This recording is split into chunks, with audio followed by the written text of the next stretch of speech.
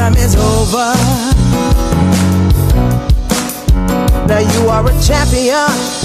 God is my witness. Imperfect perfection. Living my mission and winning. See, we are influencers. We have fear, but don't stop. I have the confidence to rise to the top. We are standing bolder, shoulder to shoulder. Playtime is over. Playtime is over.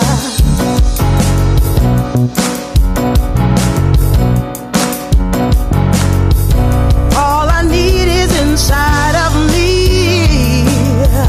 I am enough, and now I see. Yeah, I will reach my destiny.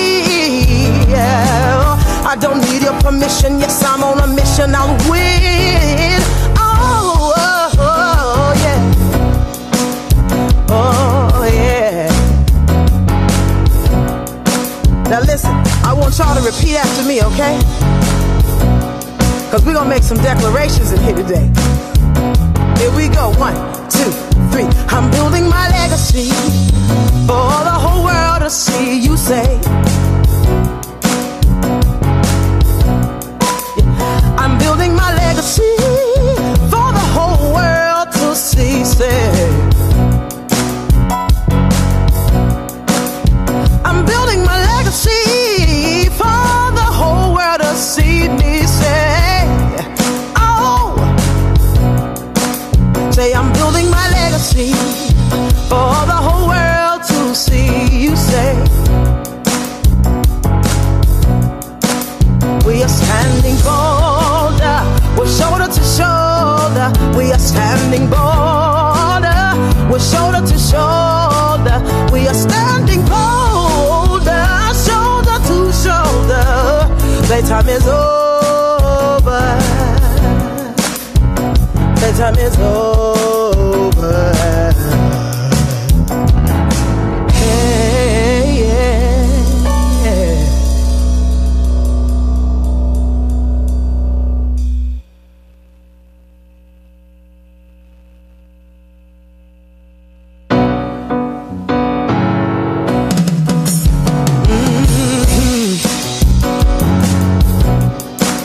We have powerful words, we have powerful minds.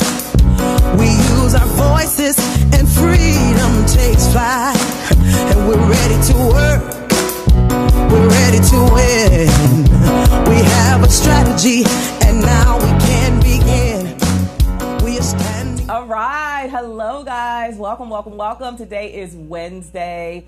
And we are here, as we are every Wednesday, from 12 p.m. to 2 p.m. on Impact the World Radio. I'm Cheryl Wood, your host, and I'm always energized about being here. Why? Not just because I get to run my mouth, which I actually love to do, but because I get to sit with amazing men and women who are absolutely walking in their unique gift and their divine calling, and they're using it to impact the world in a big way. So, of course, as usual, I have amazing guests lined up for today. And my first guest who's with me is Tiffany Dilworth. I told her, I said, girl, I didn't even know that was you when you walked in the door. You know how you see somebody's pictures on Facebook or social media, and then you see them in person, it's like, oh, I didn't know that was you. They changed their hair or they changed their look or whatever. Like, a lot of people don't know me because I typically wear my hair short. And all of my photos, like my headshots, my hair is short. But when I went to India last year, I was like, I'm not going to India with short hair that I have to curl every day in 120 degree weather. So I got this, you know, something a little different, a protective hairstyle. And so people are like, huh? Oh, I didn't know that was you.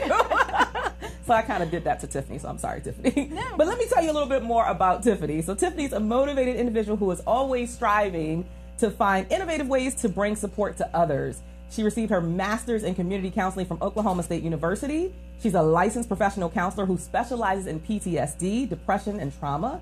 And she's the founder and executive director of Inspirational Hope, Inc. She's also the author of the book 11 Tools to Help Manage the Aftermath of Trauma and a co-host of Beyond Clarity radio show that airs weekly in Florida. Welcome to the show. Thank you. It's wonderful to be here today. It is so wonderful to have you. Are you going to be here through the weekend? No, I don't think so. No? Okay. No. I'm like, are you just hanging out? Okay. Well, so let's talk a little bit about how you got started in this whole spectrum of PTSD, depression, and trauma. What drew you to that? I always believe that somehow people's stories are connected to the thing that they get drawn to as their impact that they're going to make in the world. So tell us a little bit about your story and how you got started in that work. Yes, definitely. So initially, I started out as a nursing major, and I loved it. I enjoyed it. And as the program went on, we had to take a counseling class, an intro to psych class.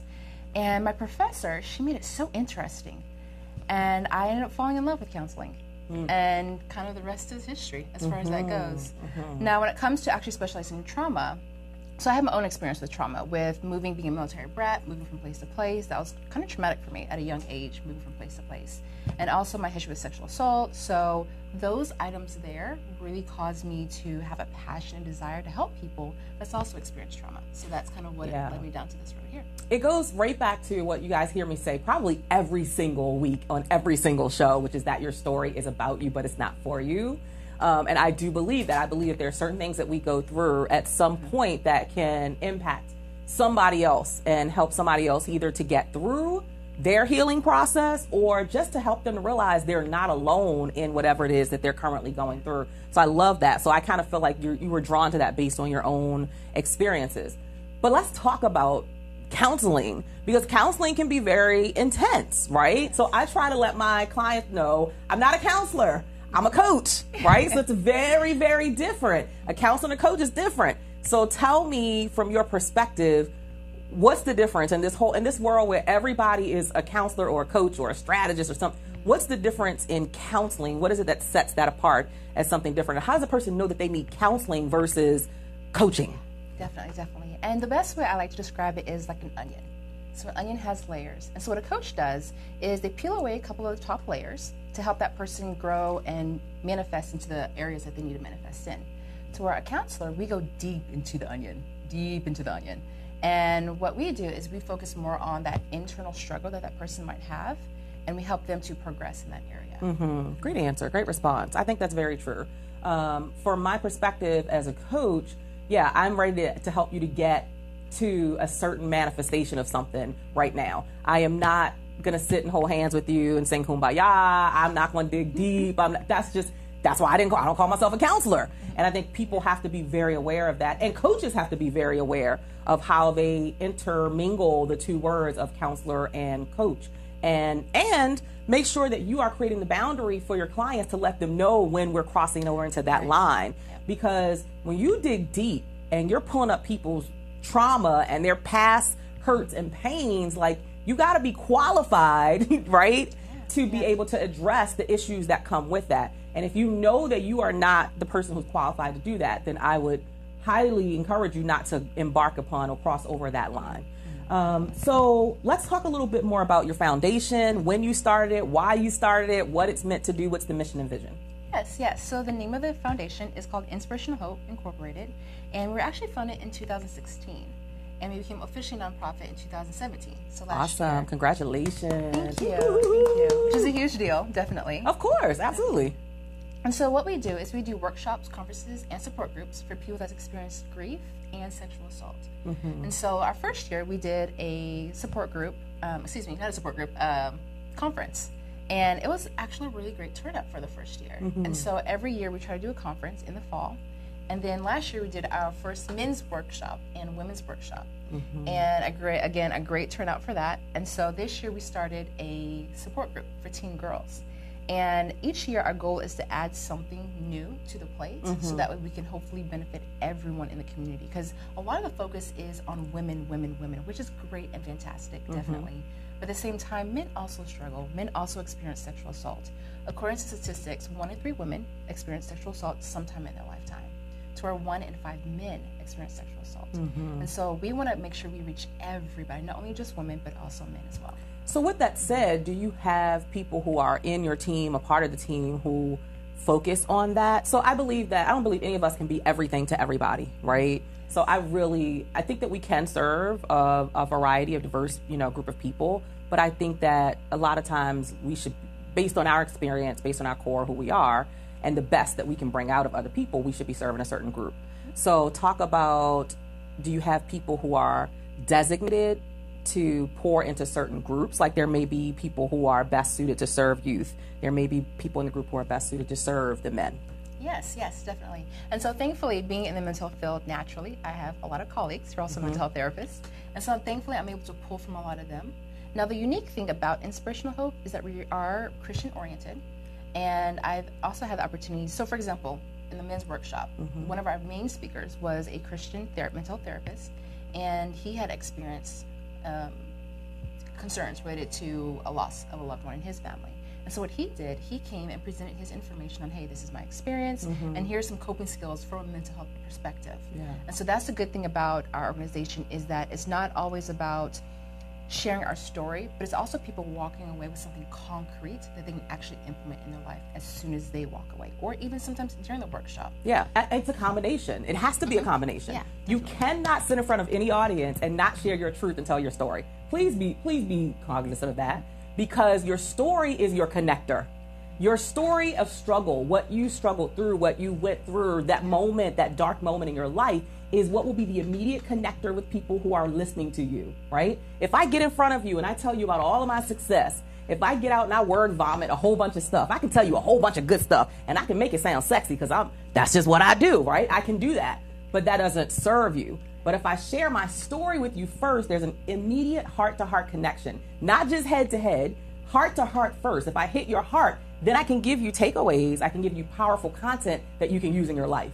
So your story has to be a part of the equation, right? Every single time. And then you give people, as you mentioned, those core takeaways. Now, here's how I overcame this thing. Here's how I dealt with it. Here's how I moved beyond the pain or the hurt. Here's how I healed through this process. And these are the takeaways that you can use to help you go through your own process. And that's so critical. And so I see so many speakers, they come to conferences, they come to events, and they give me all of this great content. That's beautiful. But if you never tell me your story, there's a missing link. There's a void that's there. So I love that he shared a story, and then he gave them powerful, concrete takeaways that they can actually use in their lives, because that's so important. And then you said something else that was very powerful, which was the fact that you pull on other people in that community who can serve well, because a man may not open up the same way to a woman as he does to another man who has experienced the same or a similar type of trauma. So I love that diversity in your organization.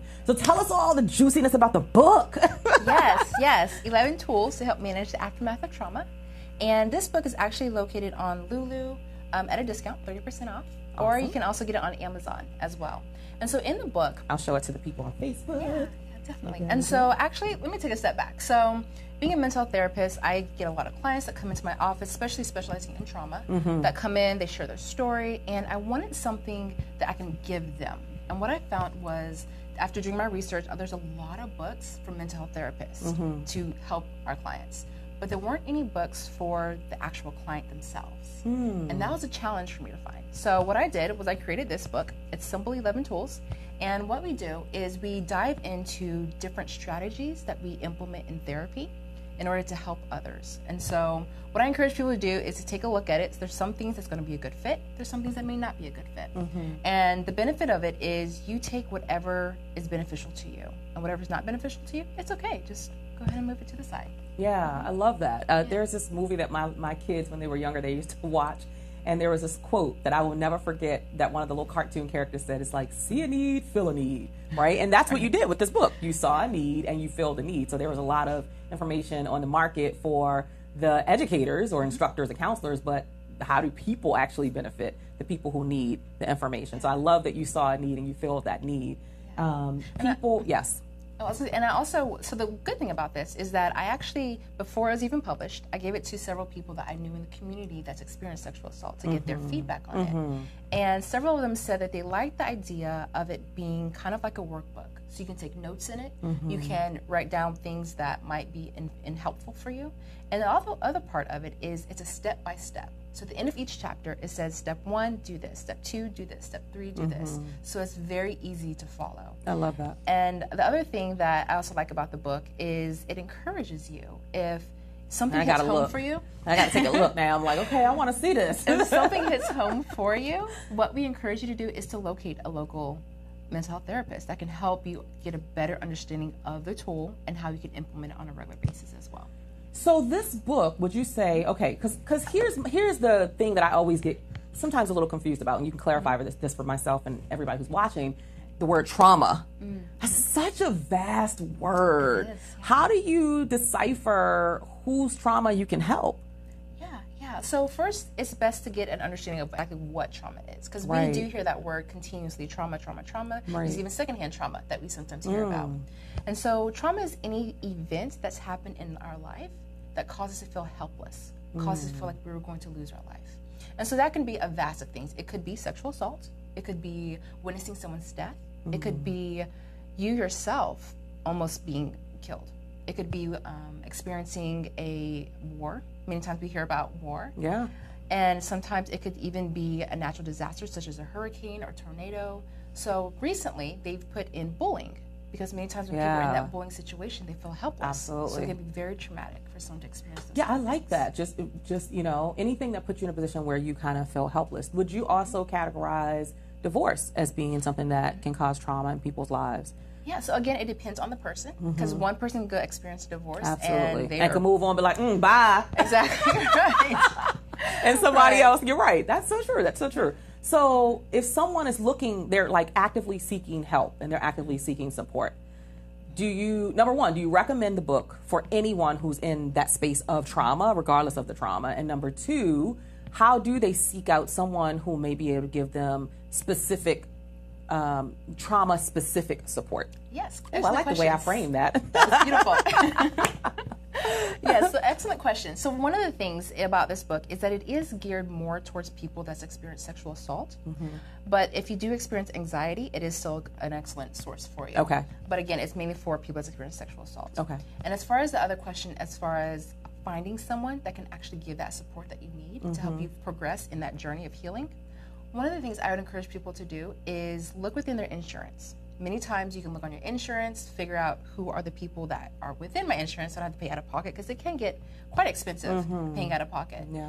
And then once you find that whatever drop-down box it is, type in trauma or type in mental health therapist, or specializes in divorce, specializes in whatever area that you're struggling with.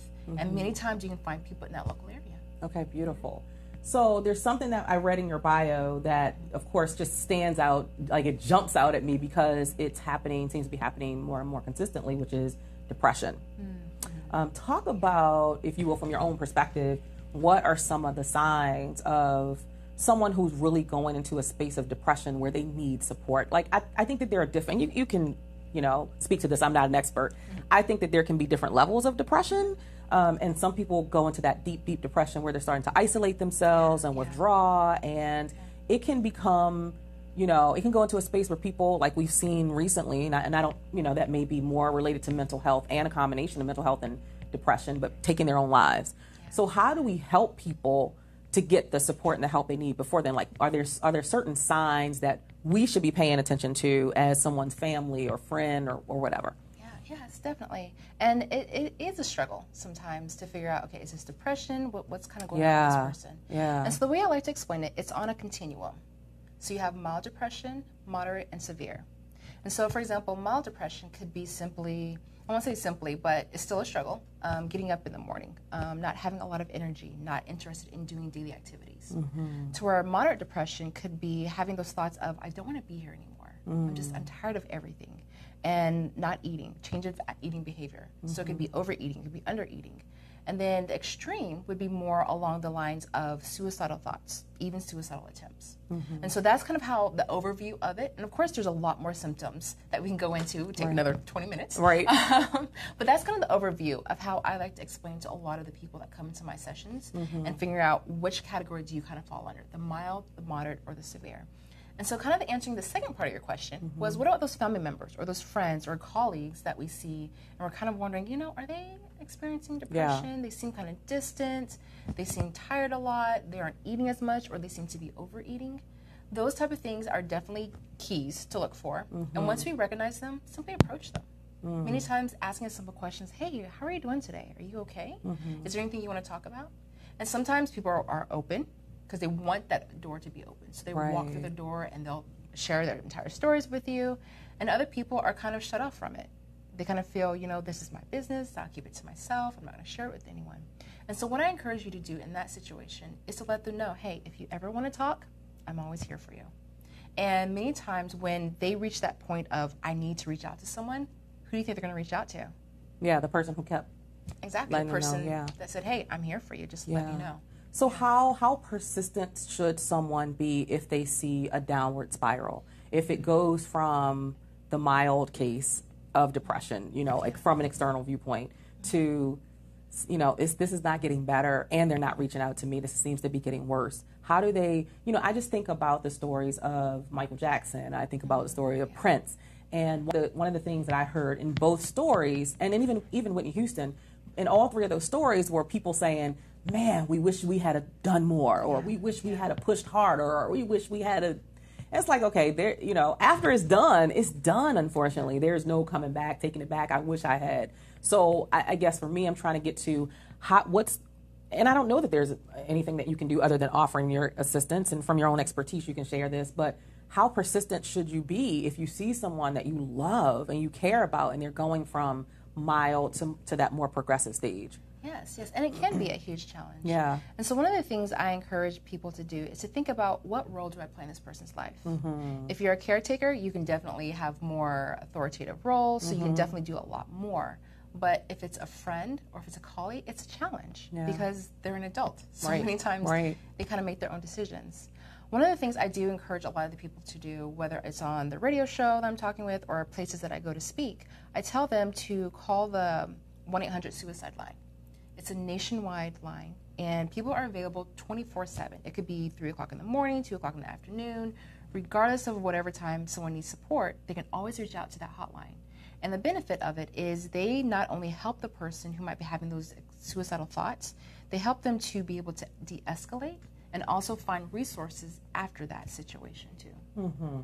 So I'm just reading some of the comments, and people are loving the conversation. I just want to give a huge shout out to everybody, first of all, who was watching us through voxwave.com, but also join the conversation here on Facebook Live. I'm giving a huge shout out to Craig Branham, Kimberly Smith, Barbara Bolkovage, I probably jacked that name up, Angela Williams, Robin Rogers, Andrea Blackstone, Joan, hey Corner Woman, Kim Gore, Sharon Parker, Courtney Flower, Karonda, Linda, Tony, Sharon Parker. Thank you guys so much for being with us and joining the conversation. So very, very intriguing conversation. Very important that we, whether we're friends, colleagues, or family, that we just, I think, pay attention.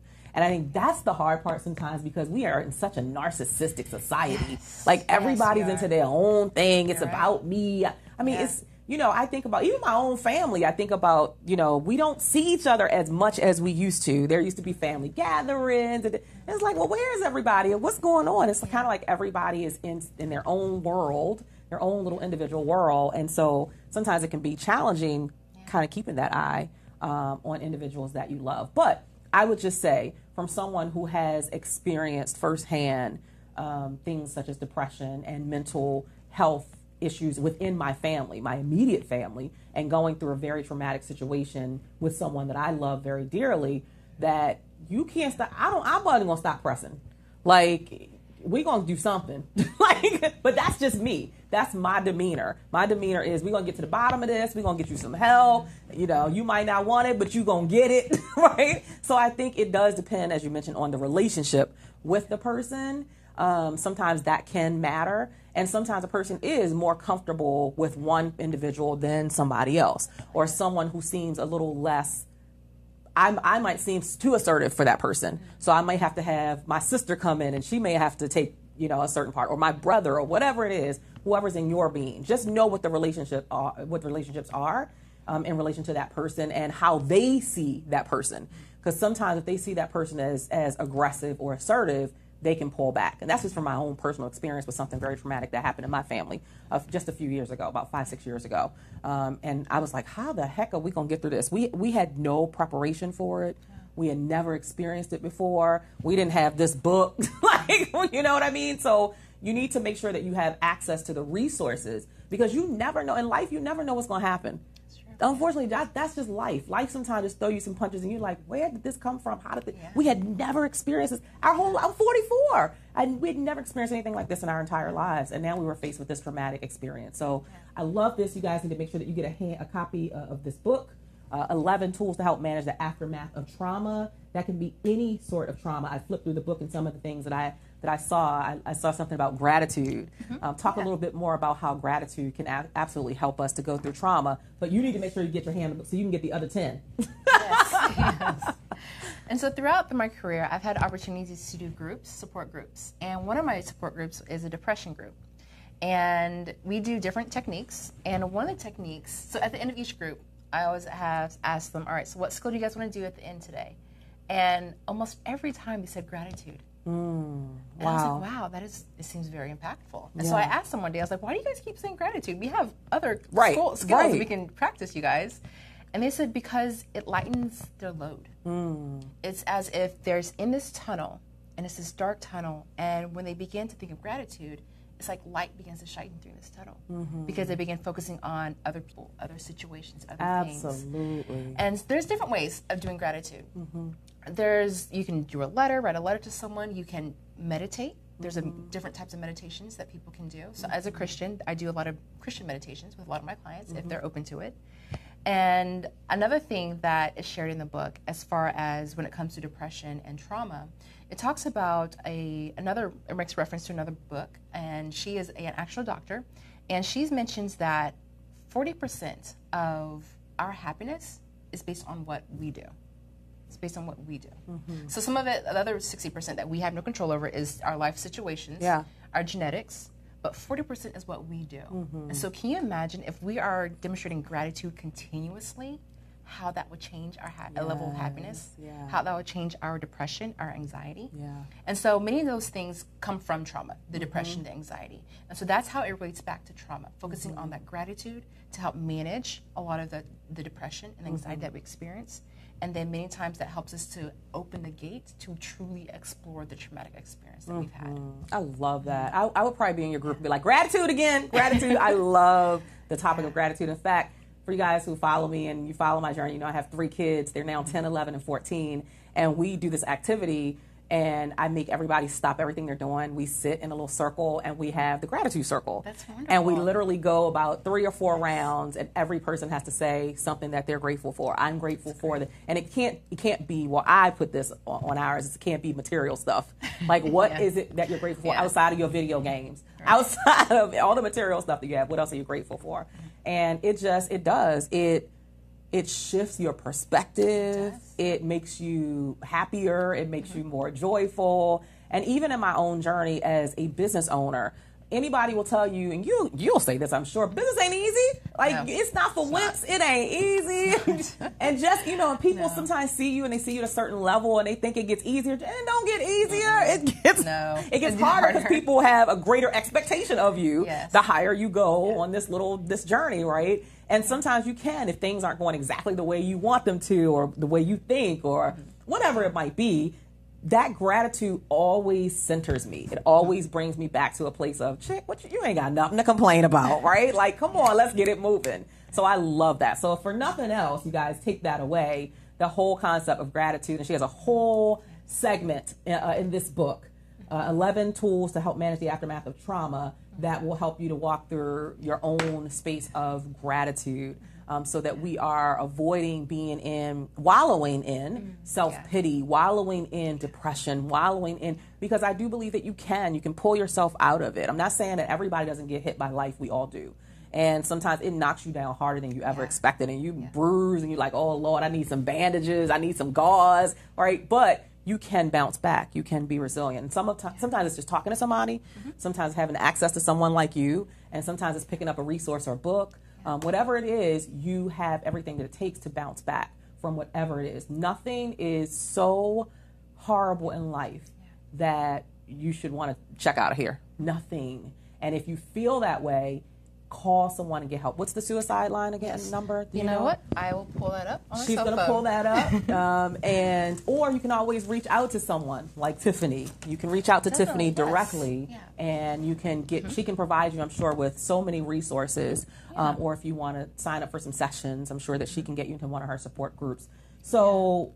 Did we talk a little bit, did you want to tell us a little bit more before we start wrapping up about the Teen Girls Support Group? I know you mentioned some information, but I wanted to really give you an opportunity to share as much as you wanted to about that, and then tell people how they can get in touch with you, and then we'll kind of wrap up. Yes, definitely. Yeah. So before I do that, let me go ahead and give you this National Suicide Hotline. Yes, please. And it is 1-800-273-8255.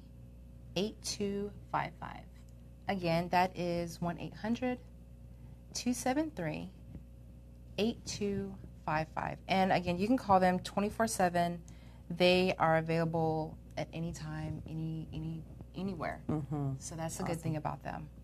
So yes, sexual assault support group, SAS. I don't know how well you have to pick this up, but this is an actual event that we're doing currently here in the summer. This is our first support group for teen girls. Wow. And they need it. yes, definitely. I have a teen daughter. And so what we're doing, we're actually collaborating at Inspiration Hope. We're collaborating with Tamar's Cry. And that comes from the story of King David's daughter, who was raped by her brother. And they ended up naming their organization Tamar's Cry. And so what we're doing, we're collaborating with another organization, the Tabernacle at Greater Bethlehem Temple. And what we're doing is we are reaching out to the community, and we're reaching out to schools, community centers, other churches, and letting them know that we have this group for teen girls who's experienced sexual assault. Going back to that statistic I had mentioned earlier, 1 in 3 females experience abuse, sexual assault at some point in their life. And so what we're looking to do is give them not only a place where they feel safe, where they feel that they are able to open up as much as they want to, or as little as they want to, but also a place where they can walk away with concrete tools on how to manage a lot of the effects of sexual assault. And also we touch a little bit on the spiritual component, because when someone experiences something traumatic, it hurts our spirit, whether we realize it or not. And so what we do is we touch on that, on how to begin healing our spirit, how to begin healing our soul.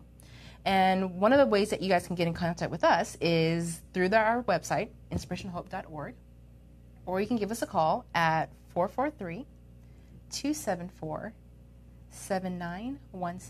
Again, that is 443-274-7917. Or again, you can go to the website itself, inspirationhope.org. So inspirationalhope.org. This replay of this will be up on YouTube probably within the next 24 hours, 24 to 48 hours. So you'll be able to go back and watch this if this is something that it's speaking to you, or someone that you know that needs support and you want to get in touch with Tiffany. You can do that directly. I guess my final question is, have you considered, or do your organization, provide preventative support? Because I think about that, and I think about, are there things that we can teach especially our teen, when you talk about teen girls, I always think about some of the things that they go through, and some of the things that I don't want to say they can avoid, but that they can be prepared to handle or be more aware of, maybe.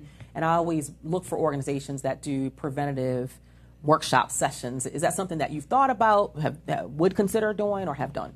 Yeah, and so typically at the end of all of our sessions, whether it's the conference, the workshops, or even the support group, what we do is at the end we do talk about preventative work to help those things from not happening again, or not happening as often. So for example, when it comes to our men's group that we had, or our men's workshop that we had this past spring, at the end we talked about what are some things that we can do when that depression comes back up, when that anxiety comes back up, that grief comes back up. What are some things that we can do? What are the triggers that we can notice? Yeah. And we can take note of, and we can adjust ourselves so we don't feel that effect of the grief as much. And so those type of things we do at the end of our events. Yeah. Also at our events, we provide a list many times of different organizations within the community that can also help with resources, whether that is reaching out to police, whether that is reaching out to other organizations who also have more support than we can provide. Yeah. And those are the main things that we kind of do as far as preventative work goes. Well, I love it. I love it. And I love that you are connecting people who need it to the resources.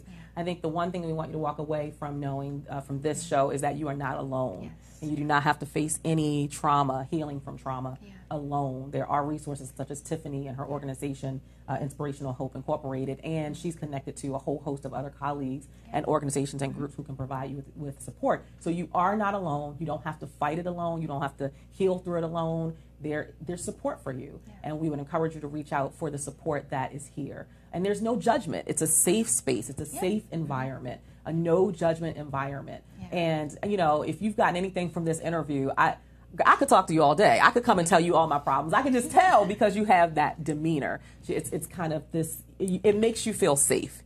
It makes your tone, everything about your aura makes me feel like I could be in a safe space with you. And that's so important. And so I love the work that you're doing. Keep up the great work. Tell us one more time how we can get in touch with you before we go to commercial break. Yes, definitely. So inspirationalhope.org.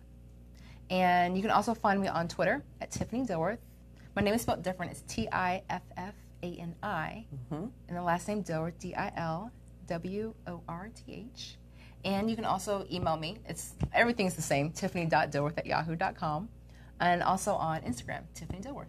Beautiful. Thank you so much for being here with us. Thank you so much for all the nuggets that you shared, the work that you're doing. I always say you got to be a special person to do this type of work. Everybody is not equipped, and that's why we do this show, because we want every person to walk in their lane of brilliance. What is your lane of brilliance? Discover that thing and just own it, and that's what you're doing through this organization. So thank you so much for everything that you do to serve the community and impact the world. We're going to take a brief, very brief commercial break, and then we'll be back with our next guest, Ms. Shauna Kay.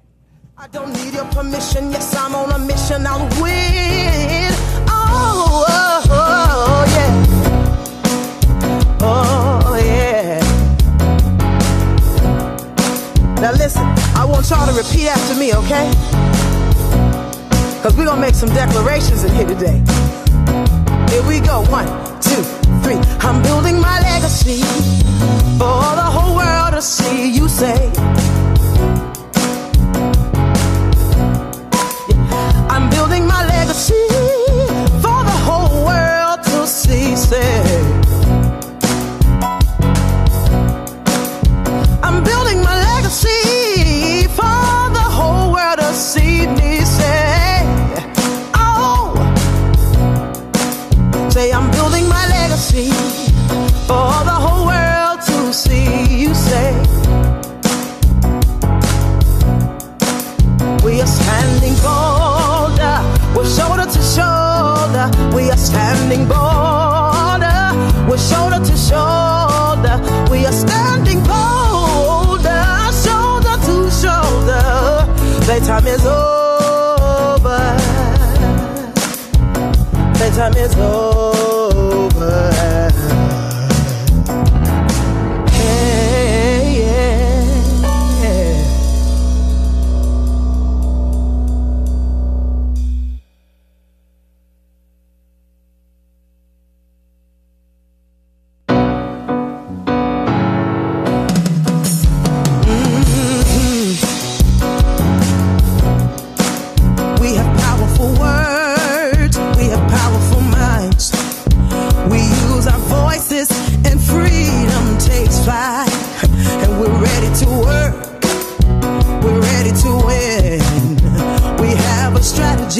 And now we can begin.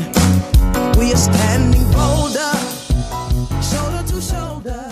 Y'all know we love that song, right? None other than Tammy Turner, who wrote and produced that song for us and sang that song. She didn't sing that song. She sang that song, y'all. So every week I get to come in, I get to jam off of that song and just listen to the words, like really listen to the words. If you're not connected with Tammy Turner, make sure you connect with her on social media. I know that for sure she's on Facebook. I think she's also on Instagram, and you can certainly request a copy of Playtime is Over. That is our anthem, Playtime is Over, and that was for our annual Playtime is Over Women's Business Conference that I host every year, which, by the way, a lot of you keep inboxing me and asking me about the conference this year. Stay tuned. Stay tuned. I got so much going on. I got kids in every grade school. I got one in elementary this year, one in middle, one in high, so I got a lot going on, but I'm going to try to pull this through because this is our 5th year. So we got to do something big, y'all. So stay tuned. It's coming. Before I continue with my next guest, I do have to also thank my platinum partners and my gold partners, because without them, this show would not be possible. You guys know that whenever you're doing something in business, you ain't never succeeding on your own. How about that, right? You're never succeeding on your own. You're always succeeding with the support of others. And in this case, Cherie M. Good, who is the recharge strategist, she helps you to renew and re-energize and recharge your batteries, just like you do your gadgets, your iPhone, your iPad, and everything else. You got to stop and recharge your own batteries. She's a huge proponent for that, for your mind, your body, your soul, your spirit. So connect with her at TotalHarmonyEnterprises.com. And then also another platinum partner is Miss Ladrine Peterson, and she has this amazing campaign that's going on right now.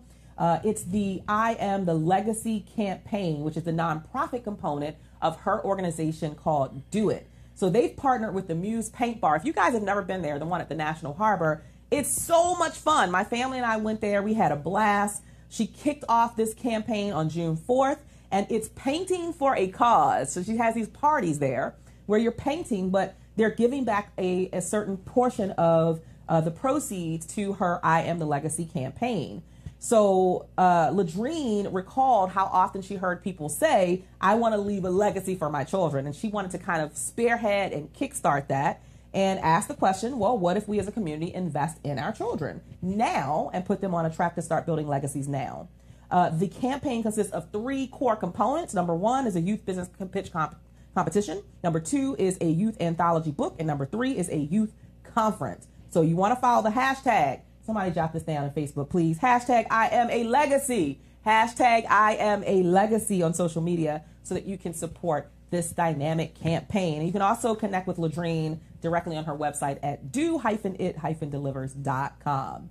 And last but not least, my gold partners, Amina McWhirter, who I love dearly. I love all of these ladies, but I love Amina for the work that she does through her 501c3 nonprofit organization, Love by the Handles, where she helps to serve women primarily, but women and men in transition within the Washington, D.C. metropolitan area. I know that one of the components of this organization is that she goes into homeless shelters and she feeds the people there, the women there, as well as she does a lot of work with domestic violence survivors and helping them to transition out of those harmful, traumatic relationships into some level of normalcy. I love her work. She just celebrated 5 years of doing this work. She is equipped to do this. When we talk about everybody having a lane of brilliance, let me tell you, I couldn't do what she do. I've watched her do it, and I'm like, I couldn't do it. I don't have those core skills to handle that. I'd be boohooing every day, all day, just I'm a big old baby. But she has those core skills, and she's utilizing them to serve and impact the world. So I love you dearly, Amina. Thank you so much for being one of our gold partners. And last but not least, Miss Robin Rogers, who is gearing up in just a few months for her Whole Woman Symposium. Don't you love that name? Whole Woman. Not just a part of us, but the whole woman, because there's so many pieces of us. There's so many dynamics to who we are as women. And that's on September 8th, right here in the DMV from 10 to 5. She has a host of phenomenal speakers. The lineup is crazy. And so you want to get your ticket at the wwb2018.eventbrite.com. The wwb2018.eventbrite.com. Thank you so much, ladies, for supporting us on this show. And so now I bring on my next guest, Miss Shauna Kay, who is clearly, if you just look at her, you can just tell, she's a fashion creative turned brand strategist and speaker, helping entrepreneurs to conquer their visibility and marketing hangups. She has made a name for herself as a trusted resource at the intersection of personal branding meets personal development, and has over 9 years of experience combining her creative genius and business acumen to build brands and develop products for the biggest names in the fashion industry. Now, with her experience and skills, she provides her branding expertise to those who are ready to catapult their brand and potential to the next level. Welcome to the show. Thank you so much. You look much, beautiful. You too. So talk about this. You use some very interesting terminology that I actually like very much. Fashion creative turned brand strategist. And then you speak about the intersection of personal branding meets personal development. Explain us a little bit more about what that really means. What that really means, a lot of us, we have our personal brands, right? Right. We don't work necessarily on the inside and outside. So my focus is helping entrepreneurs on the inside and outside, particularly those who are struggling with their marketing and their visibility, who are like nervous about putting themselves out there. I was one of them. Right. You know what I mean? I'm introverted. People think, oh, she's extroverted. She puts herself out there. She's always going out and being in these atmospheres. But I'm really, introverted. But I learned how to become a little bit more extroverted and put myself out there by taking action, placing myself in these environments. and I got more and more comfortable with that. So when it comes to your personal brand, people focus on the visuals, the website, the fun stuff, the photo shoot. I like that stuff as well. But the fun stuff, but it's just like the inner work. The Yeah. inner work, you need to work on yourself as well, so you're able to take the action, put yourself in places and do the marketing work, and put yourself, because I know branding is fun, but the marketing piece is what is the consistency that you need to kind of see things through for your business. Yeah, yeah. And so I love so much of what you just said. Number one, the whole idea of being introverted, because people see people who are in the forefront and just assume automatically that, oh, she's always been that way. I get so many people, women, sometimes I'm on a stage and I'm in front of 1,000 or 2,000 people speaking, and people are like, oh my God, you're so confident. You say, have you always been this way? Girl, no, I have not always been this way. And if anybody knows me outside of speaking, when I'm on stage in my lane of brilliance, my Sasha Fierce comes out. Like, it's a whole different Cheryl. It's a whole different dynamic, a whole different woman. But when I'm off stage and I'm just kind of like hanging with my family, I'm actually pretty reserved and I'm pretty quiet. And people are like, I can't even believe that's her. Yeah, because it's not the same. There's something else that comes out of me when I'm on stage. And by nature, I am really a little bit, well, I don't know if I am anymore, but I used to be introverted. I was very shy growing up. I was not popular. I kept to myself. So I grew that into a young adult and I was pretty introverted. But I learned that there was a calling on my life and that I had to step in the forefront. Like, I could no longer play in the background. That meant that I had to face that, as you mentioned, the internal, the core. What's causing me to be so introverted? Why am I retreating from my calling? Because I don't want to be in the forefront. So I really had to work on that. When you talk about personal development, that's a huge thing. And then you mentioned the inner work. Because you're right, the external stuff is easy. Yes. Like getting somebody to slap up a website, getting somebody to, do a photo shoot, that stuff is easy. But when you talk about the inner work, what are some of the experiences that you've had with clients of the inner work being able to impact what is put out into the marketplace and their success in the marketplace? Okay, for example, I find that a lot of the times when I'm kind of encouraging them to do live streams or do something, be the face of your brand. They're like, what? Be the face of my brand? And they kind of, shrink back. And it's just like, okay, you have this line of, products or services or whatnot. People don't go off of logos anymore. People don't buy into logos. That was like in the 90s and prior to that. People buy into personalities. People buy into personas. So you need to show more of you. They shrink back. Yeah. They shrink back all the time.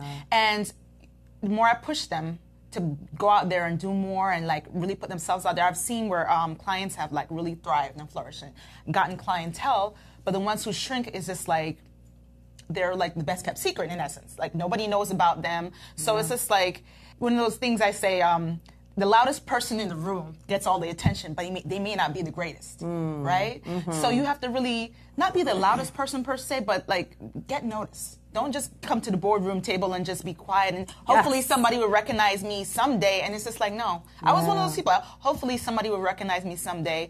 Oh, if I build it, they will come. I built it. Right. Where's Crickets, everybody? Crickets, right. You know what I mean? No. Right.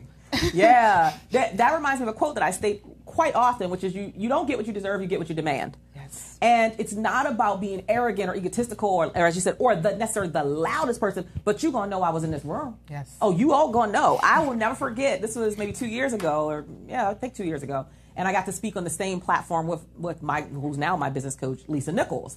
And I had met her back in 2011. So this was now, fast forward 6 years later, and in I think it was 2017 or 2016. I can't remember when the event was. Maybe it was the latter part of 2016. And so, of course, she didn't remember me from meeting me at one time in 2011 at a conference. But I knew her. I had followed her work. And I was like, So when she came in, it just happened again that thanks to Benita Parker, thank you so much for opening that door of opportunity for me. That's what sisters can do for other sisters, right? And she put me and Lisa on the same platform, and that we were kind of like the headliners of this event. I'm like, girl, you put my name in the same sentence with Lisa Nichols, right? I was already geeked about that. But I remember there was going to be a VIP luncheon, and the VIP luncheon was stated, VIP luncheon with Lisa Nichols and Cheryl Wood. So when she got there, I figured at some point she had to have kind of seen something with my name on it, but I didn't know. I didn't care. I went over to her and I said, I met you in 2011. You inspired me. I wasn't speaking at the time. Now I am speaking. I was like, you've been had such an instrumental impact in my life. you might not know who I am right now, but you're going to know who Cheryl Wood is before you leave. Exactly. That was literally the words I said. I know she probably thought I was cray-cray, like, who is this chick coming? But like you said, I think that you have to seize the moment, seize opportunities. You have to be bold about presenting who you are in the world and letting people know. You might not know me yet, but you're about to know. You're about to find out what I do and what my lane of brilliance is. You cannot be the person who's quiet, shrugged over in the corner, hoping that somebody's going to give you the attention that you deserve. It's not going to happen. It is not going to happen. So what are the steps that you walk your clients through? Like some beginner steps of how do they pull out this authentic version of themselves, the most authentic version of themselves, and come from being that introvert into, hey, the world has got to know who I am if I'm going to really manifest this bigger vision that I have. Basically, I start with the bare bones, honestly, because a lot of the times they may not be in alignment with their calling. For example, like they're looking outside of themselves and they're seeing all these entrepreneurs starting these businesses and stuff like that. And they're like, okay, I'm going to do this. This is trending over here. And a lot of the times, the reason why they can't market what they have to offer is because they don't really believe in it. They don't really believe in what they have to offer, whether it's a service or a product. They have to be sipping their own Kool-Aid. If you're not sipping your own Kool-Aid and you could really get people to believe in what you have to offer, it's just like you can't sell anything to anybody. You can't market or put yourself out there. So it starts with, do you believe in what you're actually, offering? Do you believe in your product? Do you believe in your service? And so it goes down to that. And are you in alignment? Are you doing it because knowing your why, in essence, like knowing your why are you doing this? Is this your calling, or is it, a means to an end, or are you doing it because it's trending? So getting people in alignment with what their purpose is and what their true talents and gifts are and their strengths is most important. That's a very, very start. Once they're in alignment, they kind of they come to life. They come to life because they're walking and operating in their purpose, and they believe what they're putting out and their offer. And they feel confident in it. And then it's more so just a mindset piece after that, because they know what they're good at, and they're walking in their purpose. It's a mindset thing about kind of stripping away old habits of kind of playing small, putting them in different environments where it kind of stretches them a little bit. Maybe it starts with a live stream. Maybe it starts with, a speaking gig here or there. It's just putting them in different environments to kind of flourish. And the more they're put into different environments, the more they're able to grow. Trust me, Cheryl, if it was maybe like 3 years ago, I wouldn't be able to be here with you speaking and feeling confident, honestly, because I was like that shy, timid person. But I had to kind of believe in myself and believe in what I had to offer, knowing that I was sipping my Kool-Aid at that point to be able to kind of present myself and really feel confident at my core. So that's the main piece. So y'all heard it, go out and Google it, sip your own Kool-Aid. You heard it here from Miss Shauna K. Sip your own Kool-Aid. You have got to believe in the thing that you are teaching, speaking, however you're serving the world. I gotta pause for a moment. I gotta give a huge shout out to let her know I see you. Kelly Reagan, I see you. She says, that's my sentiment for you, Cheryl. When we were talking about people knowing that you exist and knowing you're going to know who I am. Kelly said, Cheryl, that's my sentiment for you. So I see you, Kelly. I want you to know I see you. Thank you so much for being here with us. But going back to sipping your own Kool-Aid, you have to believe, because don't you find that there's something that comes out of you? Like I was talking about my Sasha Fierce, when you really believe in it. And that's why I tell people, stop talking about stuff you don't know nothing about. If you haven't done it, if you don't know nothing about it, stop trying to talk about it as though you're an expert. It is so easy to add the word expert to your name now, but people are adding that word and they really don't have the credibility that goes with the word expert. So my thought is this, and I teach you guys know that I teach new and emerging speakers. So for new and emerging speakers, I always say, teach what you know and have gained expertise over right now. If you're still in it, you're still in the story and you haven't come out on the other side, don't talk about that yet, because it's not time yet. Because people are looking to you for a solution to something they're currently struggling through. It is very hard to help support somebody with getting a solution to something that you still haven't found out an answer to. You still struggling through it, but you're going to teach me? Come on now, that don't even make sense. That's why it took me such a long time. It didn't take me such a long time. I chose to make sure that I had mastered speaking before I ever started teaching speaking. I've been speaking on the speaker market for 8 years now. I just started teaching speaking 3 years ago. I could have started 7 years ago or 6 years ago, but I didn't, because I wanted to know and experience myself the full range of the speaking business. What does it feel like to be broke, busted, and disgusted as a speaker? And you can't figure out how to get paid and how I get a check. But what does it feel like for somebody to invite you in and you get paid $10,000 to speak on stage for 45 minutes? I wanted to experience the full range before I ever dared say, I'm an expert who can teach you how to. So before you add that title, oh, I'm going to teach you how to, make sure you've done it so that it comes across authentic. Now, I don't have to get on a stage and repeat something that I've read in a book. Yes. I don't have to repeat something that I saw another speaker say that I think is true. No, now I can tell you if it's true or not because I've experienced it. And if I haven't, I say that. I'm very, very authentic. And I'll be like, well, that ain't my lane. Like somebody was asking me about the college arena. And I'm like, look, I can tell you some fundamentals about succeeding as a speaker, but I cannot give you the dynamics of being in the college circuit because that's not my circuit. I'm in the entrepreneurial circuit. I'm in the women's empowerment and women's arena circuit. I'm not, and even the corporate circuit, but I am not in the college circuit. But I can refer you to somebody who is amazing in the college circuit and they're killing the game. And that's what I do. And to me, that makes me look way better than trying to be an expert at everything. And I'm not being truly authentic because I really don't know. So all that piggybacking off of everything that Shauna said about making sure that you believe in yourself, believe in your core message, and sip your own Kool-Aid, honey. You also mentioned stretching yourself. Yes. So how have you stretched yourself outside of being, an introvert who had to come to the forefront? Mm-hmm. How else have you stretched yourself in your own, whether it's personal development or your personal branding related to your business? Let me put it like this. Let me start off where I was originally. When I first started out, I was hiding. I had on my website, I had a little picture in black and white, some small miniature little picture, and I didn't want to show myself. I didn't want to put myself out there. And somebody spoke to me, somebody personal I know spoke to me like, Shauna, why are you hiding? Mm-hmm. Somebody had to really give me, why are you hiding? Like, what is it? I just hid behind my writing at the time, and I was hiding. And so then I changed the picture to, color. Mm-hmm. And then the picture went from color to more larger picture. So it was those little baby steps I was kind of basically taking and really doing the inner work and just like, what's my issue with being seen? What's the deal? You know what I mean? Because like I said, I built it. They didn't show up. So what am I doing now? So, okay, I built this. And I read somebody's book. Was it Valerie Burton's book? And she mentioned something about how when she started her business, mm-hmm. how she felt like, okay, I'm an expert. I built this, so they should come to me. Right. I shouldn't have to put myself out there. And I was just like, when I read it, and there's a chapter in there, and I was just like, okay, just because I built something and I'm good at something doesn't mean that people are just going to show up at my door. Right. So then I started to kind of, gradually put myself out there. It was the baby steps. I was like my own low-key internal coach. I read a lot of personal development books, by the way, a lot. So I kind of doing those baby steps, and I was just like, you know what, let me just be myself. I just want to be myself through and through, unapologetically me, yes. and just put myself out there. And once I was more transparent and start telling my story and mm-hmm. stop telling the cookie cutter stuff, I started to really be more transparent. Yes. And people were like, oh wow, I relate to this. And I really started, and I seen the feedback from others, and they were like, okay. That's when things started to shift for me. Yes.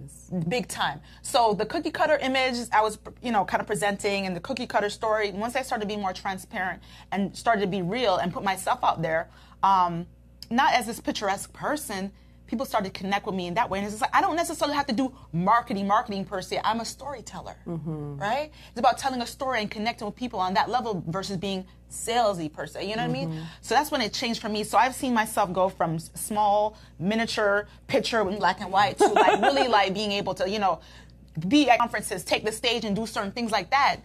So I've really grown in a tremendous way, but I'm the type of person, I take major leaps of faith and just put myself out there and continue. Growth is my set point, so I'm always growing. So, just pushing yourself out there and grow and putting yourself in different environments, speak.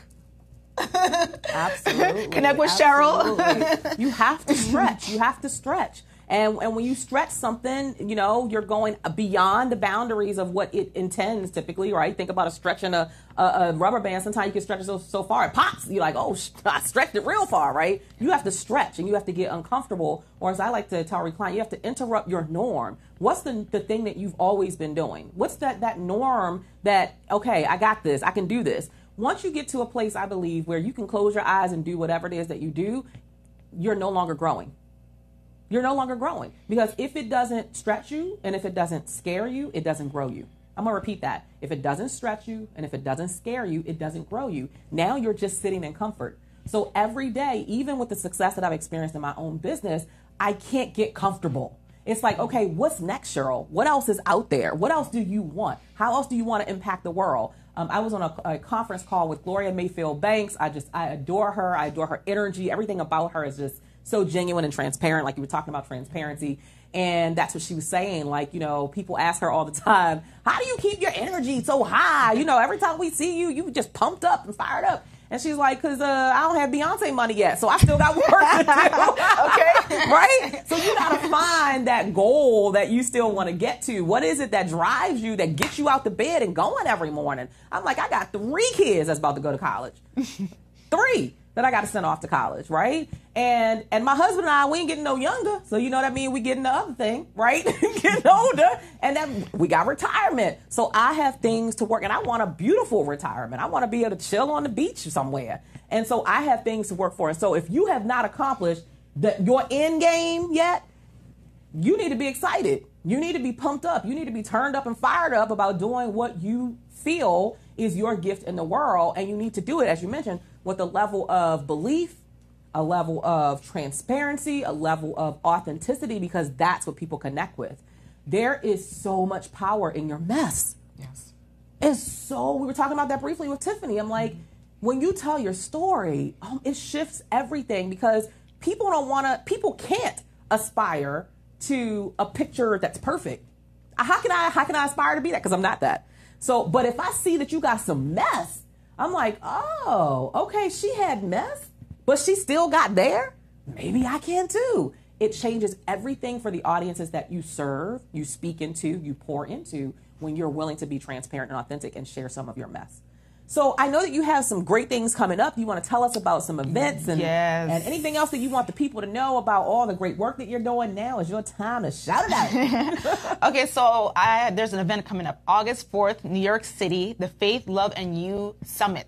You have to be there. It's going to be amazing speakers, celebrity guests, and everything like that.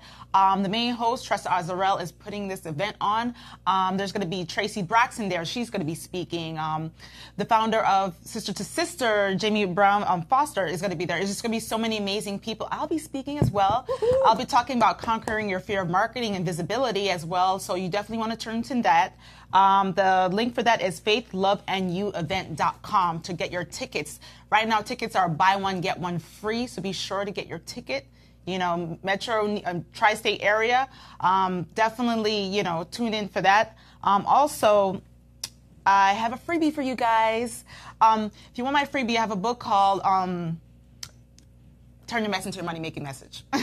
So Turn Your Mess into Your Money-Making Message. You could get that free download of that at ShaunaK.com/VIP giveaways 1. Number 1. At ShaunaK.com/VIP giveaways 1. So definitely download that guide and just get on my list to see what's coming up. I have a lot of new things coming up. Awesome. I have a group collective starting for people who are struggling with their visibility, struggling with their marketing. This is definitely a thing that, people want to say they want to be an entrepreneur, want to start a business, but then when it comes to the marketing piece, they drop the ball. I have a collective, a group of masterminds starting for that. So to get that support, definitely tune into ShaunaK.com. It's ShaunaKaye.com. And to follow me on my social media profiles, Twitter, Facebook, all of that, and Instagram, it's at I am ShaunaK.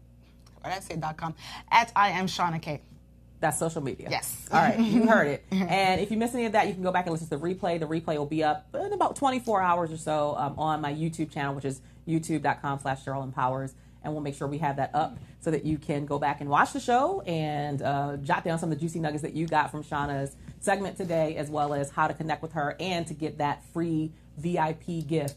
I do want to shout out Kern Cherry from Mississippi. Thank you so much for being with us today. I'll actually be in Biloxi, Mississippi, Friday, Saturday, and Sunday. I'm actually speaking at a big conference there for about 300, 400 women on Saturday. I can't wait to come and serve your audience.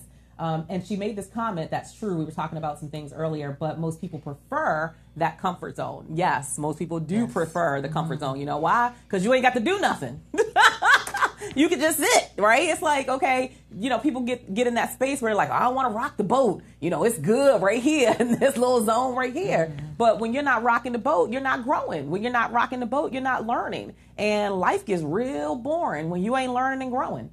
So I want to be a lifelong learner. I want to be a lifelong student where I'm always opening new doors of opportunity to discover what else is there? What don't I know? And I think every one of us should approach life in that way. I want to learn and I want to grow. We hear somebody calling in. We don't know if they're actually calling into the show or if they think they're listening to the show, but we're going to say hello. You are calling in. Who's with us? Yeah, I think that person was trying to listen to the show. If you want to listen to and watch the show, you can go to voxwave.com. That's VOXWAV.com. We're going to take just a brief break, and we're going to be back with our final two guests in our second segment, Miss Anika Stewart and Mr. Brandon King. So don't go anywhere. Imperfect perfection, living my mission and winning. See, we are influencers. We have fear, but don't stop. I have the confidence to rise to the top. We are standing bolder, shoulder to shoulder. Playtime is over. Playtime is over.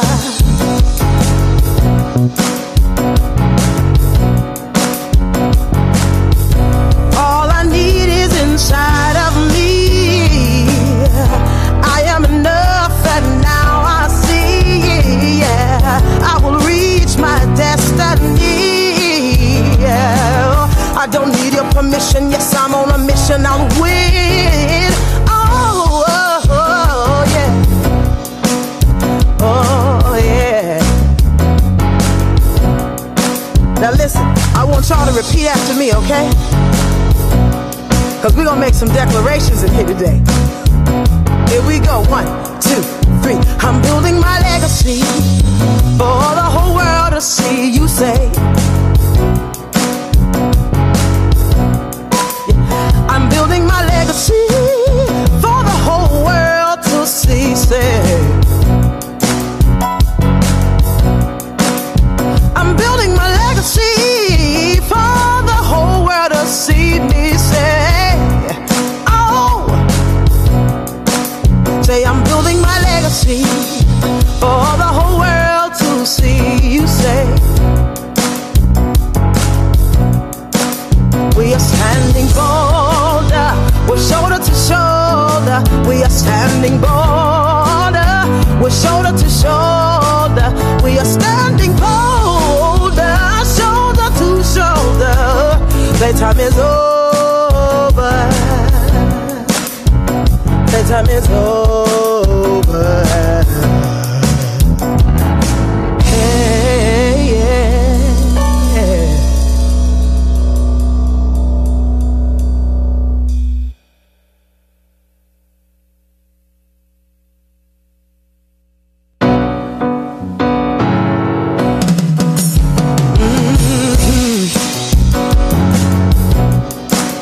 We have powerful words, we have powerful minds.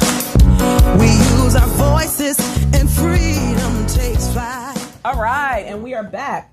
Our two guests this morning were phenomenal. Miss Tiffany Dilworth and Shauna Kay. Really, really, really good stuff talking about trauma with Tiffany and talking about this space of being your authentic self and being transparent and really, what did she say? She said, sipping your own Kool-Aid in your business so that you can gain increased visibility and as well as brand awareness. So thank you so much to Tiffany and Shauna for being with us. And now we're moving on to a lady who actually has a very special place in my heart. She's one of my clients.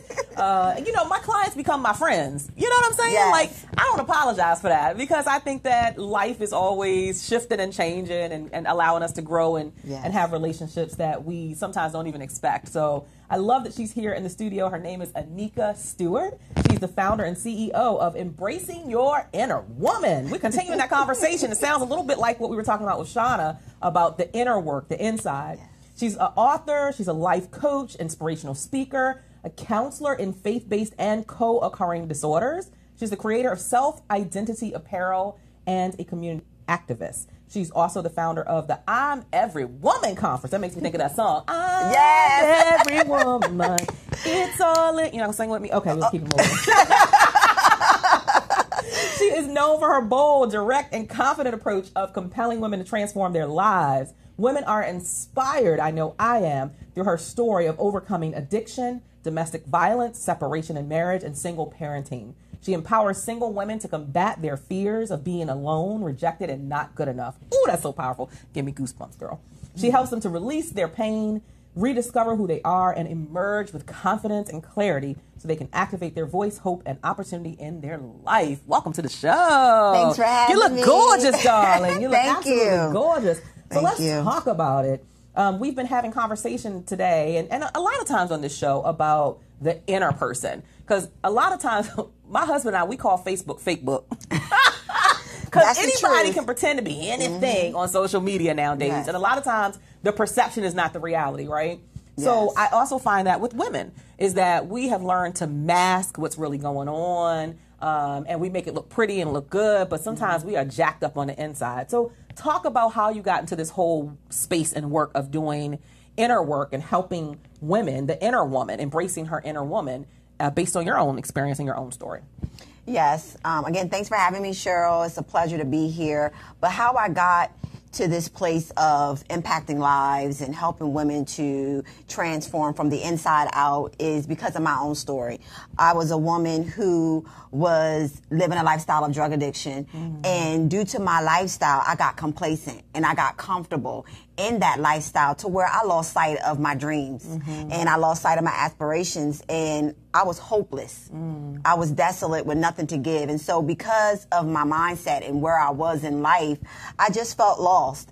And I began to go on this downward spiral to where it was in the year of November 2007, 2 masked gunmen entered my home and asked me, was I ready to die? They put the barrel to my head and asked me, was I ready to die? And it was in that moment that I literally said a silent prayer, God, I choose to live, not understanding what that meant, not understanding what that entailed, because I didn't know what it looked like or what it felt like to really choose to live. And so I'm sitting here in that moment, and, you know, I'm hoping and I'm praying to God that he spare my life. And because he did, I said, I'm going to make an effort. I'm going to be intentional about choosing to live. So I had to rebuild Anika from the inside out, because Anika, she had low self-esteem. She was settling in relationships to where those relationships were domestic violence. So I was called everything but Anika. I was spit on. I was drugged. And I thought that was okay. Like, that's how gone I was as far as my esteem and who I was. I thought that that was okay for a man to put his hands on me, for him to spit on me. And so when I began to rebuild, I had to learn how to first love myself. And that was a journey, and that was a process in itself, to really love myself. Whether anybody else embraced me or loved me, I got to learn how to love myself. So that was a journey for me, starting there. So that's how it started for me. That's so powerful. And, you know, of course, I know your story. I've heard your story and working with you, and I love that you are just so transparent in speaking your truth. Like, this is the truth. This is what it is. And it might not look pretty, and it might look messy, but all of us go through a mess in life. There's something that you've gone through, and the difference is so many women run in shame or guilt of what they've been through instead of embracing that, you know what, that was a season I went through. That season doesn't define who I get to be today and who I get to choose to be in the future. So I love that you took control. So let's talk about two things. Number one, how did you spiral out of control in the first place? Was there an occurrence that caused you to go to substance abuse? Was there something that happened in your life? Is it something that you saw, that you witnessed? What was it that took you there? And then outside of the experience that happened, how did you, like, can you give us takeaways of how you started getting back on track to figuring out who you were? Okay, so it started for me in my childhood, of course. I often share the story in my first book about how I witnessed my mom go through domestic violence. And although I love my dad, you know, he was my protector, I seen some things that I shouldn't have seen. And so I seen that, I witnessed it firsthand, because I'm the firstborn of 6 kids. And so with that, And then you have being the oldest of 6 kids. I took on a lot of responsibility. Yes. I was like my mom's right hand. So literally when she's working 2 jobs, I'm at home with my baby brother and my sisters. I'm changing diapers at 6 years old. I mean, I'm doing so much. So I lost sight of a childhood. I didn't know really what that looked like, because my childhood was helping my mom, you know, and being there for her. And then on top of that, witnessing what she was going through with my dad. And so when I got to an age of the rebellion stage, I like to call it that, 13, I'm feeling myself, I want to venture off. That's when my life literally took a spiral down path, because I got introduced to drugs. And then I was just looking for validation, because I didn't know who I was. You know, I didn't know who I was. I didn't, you know, I just lost sight of everything that I just aspired to be. But that right there is so powerful, what you just said, looking for validation outside of you. Yes. Like, that's where we go wrong as women a lot of times, and men, but, you know, I work primarily with women. Looking for validation outside of who you are. You have to validate. You said that earlier when you were talking, that you had to learn how to love you from the inside and be able to accept who you were without anybody else commenting or believing it or state. You got to know. And so every single one of us have to get to a space where we're not seeking validation from anybody else. Because I tell people, and I posted this on Facebook before, people are fickle.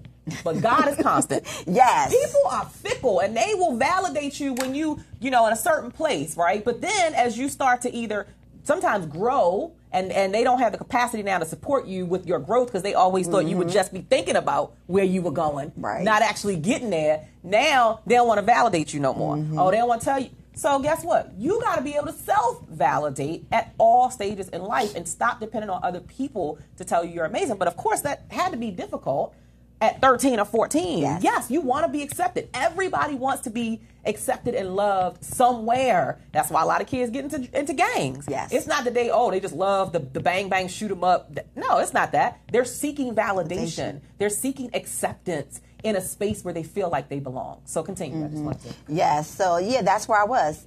The validation. I was seeking for validation. And for me, it came from men. You know, even though, because my father was present, but he was in and out of prison, and he had an alcohol problem. So I seen him drunk all the time. Girl, we must be sisters. I mean, our story is so much alike. It's crazy. So I witnessed all of that. So I'm seeking for validation, and it came from men. And, you know, men that were older than me. Here I am, I'm 13, I'm 14, and I'm involved with older men. And so as I begin to, of course, live this lifestyle of drug addiction, I'm selling drugs, I'm using drugs, and again, it comes with the whole lifestyle in itself, you know. I'm doing things that I never imagined that I would do. And when I made the choice to finally get myself together and choose to live after that experience, a traumatic experience, you know, you can only imagine a gun being held to your head and your kids are in the next room. I decided to do some things differently. And number one, it started with me acknowledging my pain. I had to acknowledge my pain, and I had to give it a name. So for me acknowledging my pain and giving it a name, I was depressed. I was angry. I was resentful towards my mom. I never spoke about that. But those were hidden things that were inside of me that I literally had to acknowledge. You know, I had to acknowledge that I was an addict. I had to acknowledge that I was a woman who neglected her kids and her addiction. That is a hard pill to swallow, but guess what? I had to acknowledge my pain in order to conquer my pain. And so that was the first step. The second step for me was to accept it.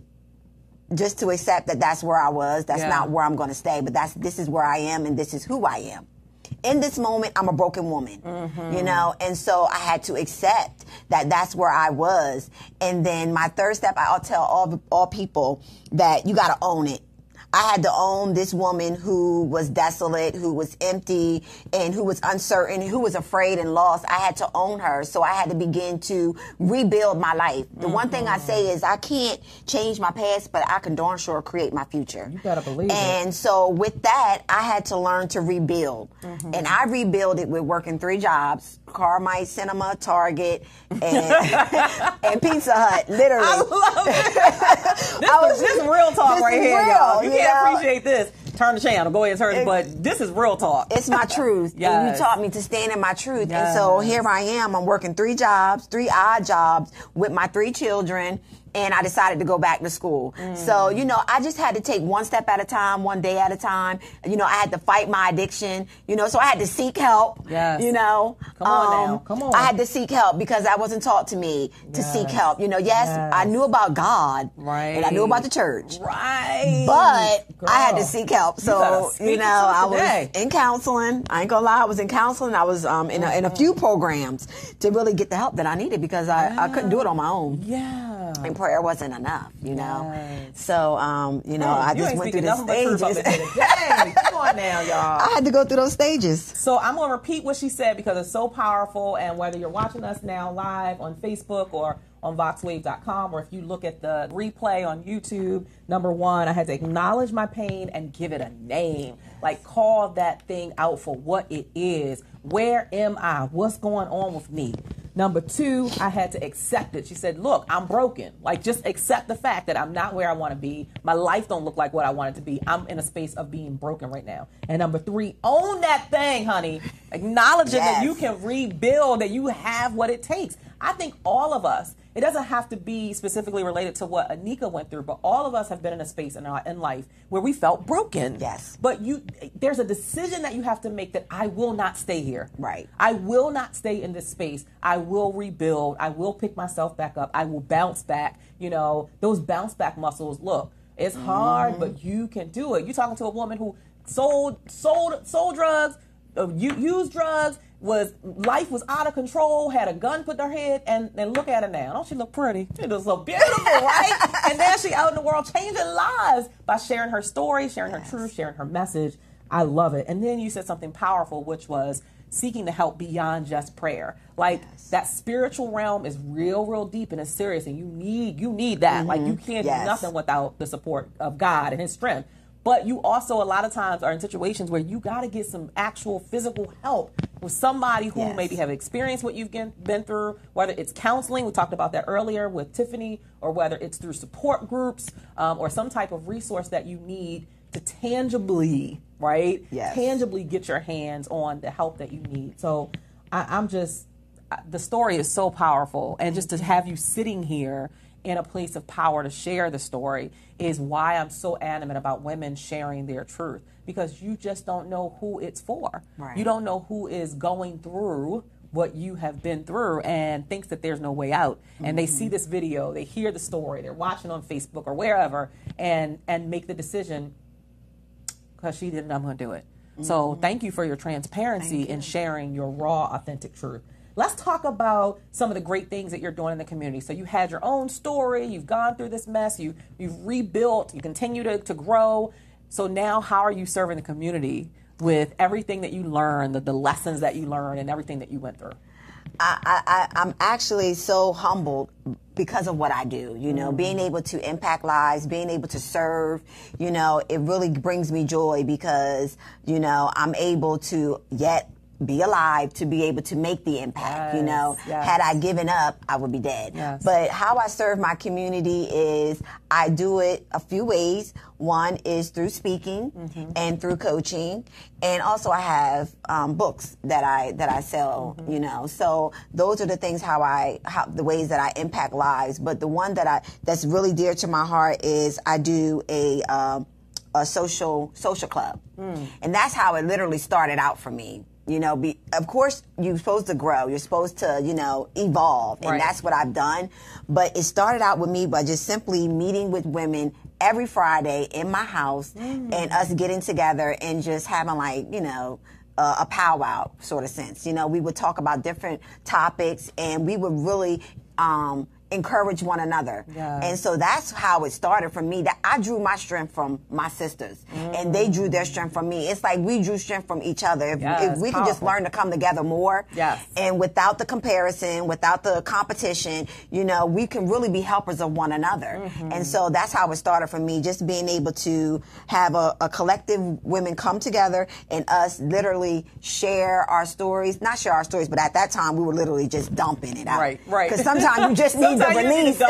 You just need the vent. You just need to get it out. And so I still do that to this day. It's not every Friday, but I do it when I have the availability to serve the community. I love that. I love that. And then you do this conference every year. I'm Every Woman. Talk about that, because you just finished the one for this past year, and you're prepping for next year's. But tell us, what's the mission and vision behind that, and how do you touch lives and impact lives through the conference? The conference is my baby. Look, she's smiling about the conference. You can always tell when it's that thing, and the person just like, oh, that's my lane. That's my lane. Yes. I love, this is my baby. The conference actually was birthed through each transition that I went through in life. God had revealed to me, I went through a transition. Each time I went through a phase of healing, it was a transition for me. You know, I started out in ministry. People don't know that. I started out in ministry with my conference, but it wasn't called I'm Every Woman.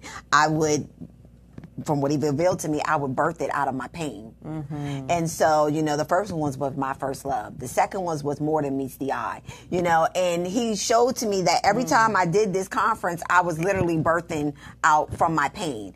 And so when I got to the first annual I'm Every Woman's conference, God was like, this is it. And he literally told me, this is it. You are every woman. You have a story.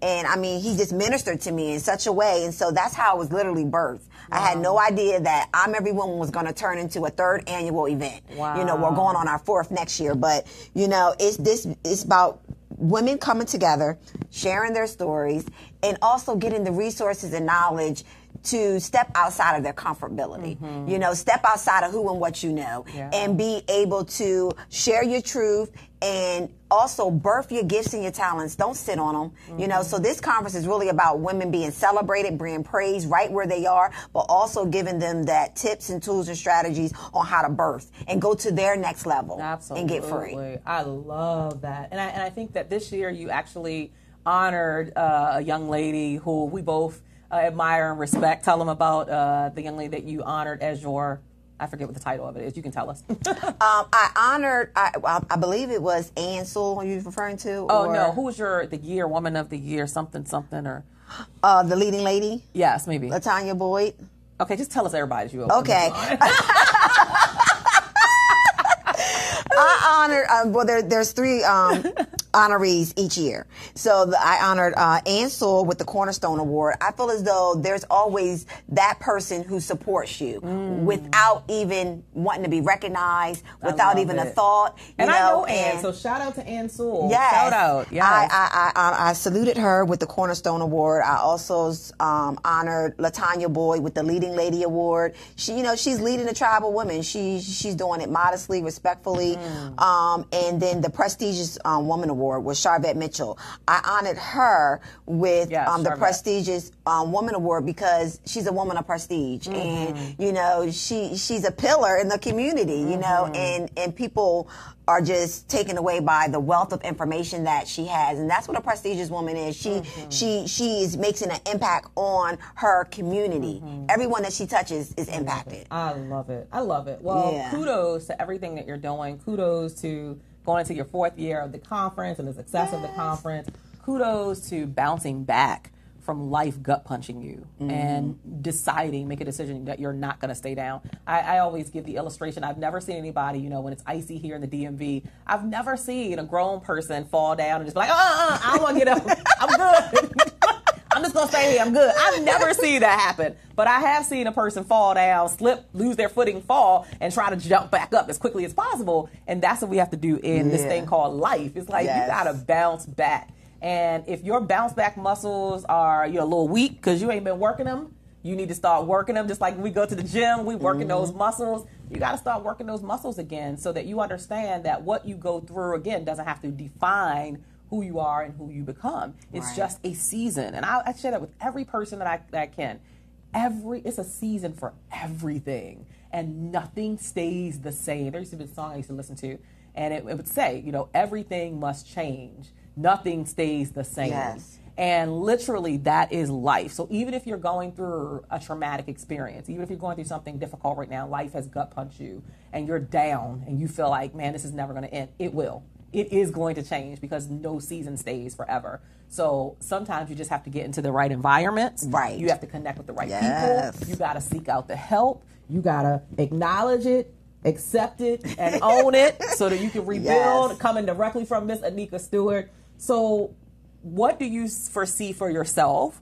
You know, let's just say, I don't know, let's not go 5 years. Let's just say like in the next 2 to 3 years. Like what's going to be happening for you, or what goals are you striving for? And do you have any parting words as we start to wrap up? That's a good question, Cheryl. What I'm striving for, at least in the next year, is I want to do bigger and better. I want to stretch myself, and you know, if I'm going to serve my community, I want to serve them well, and I want to serve them in excellence.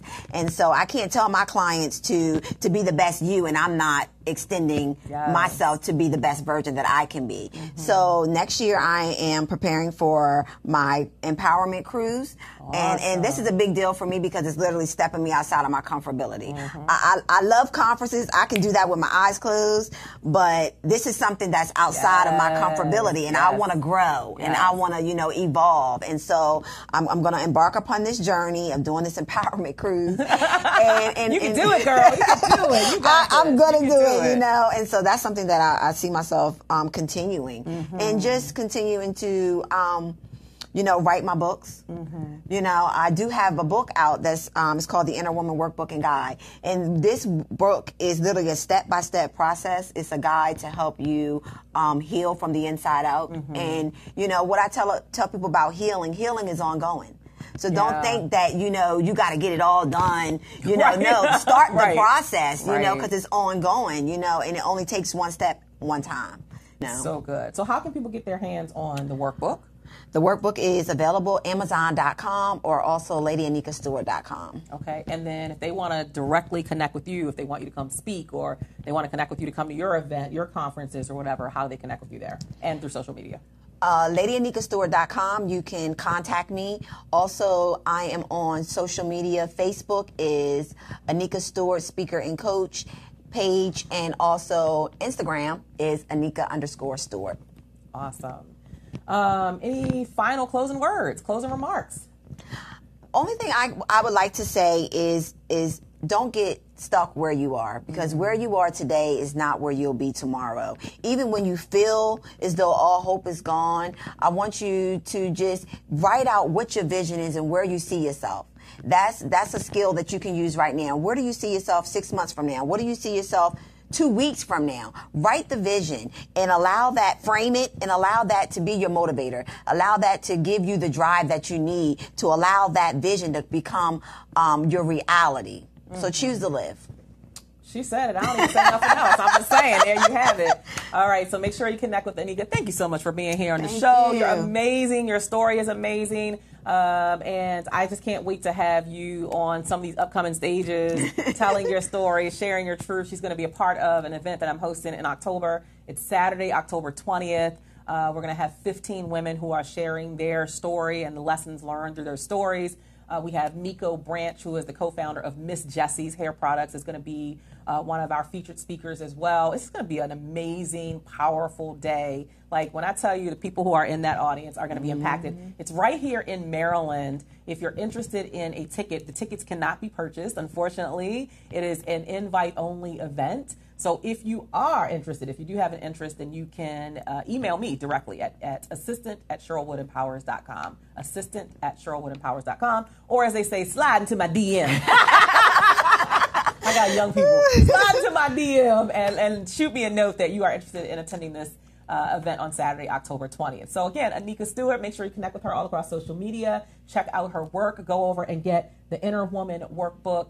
And make sure that you keep working on you. It starts from the inside out. We're going to take just a 1-moment break, and we're going to be right back with our final guest today, Mr. Brandon King. So we'll be right back. All right.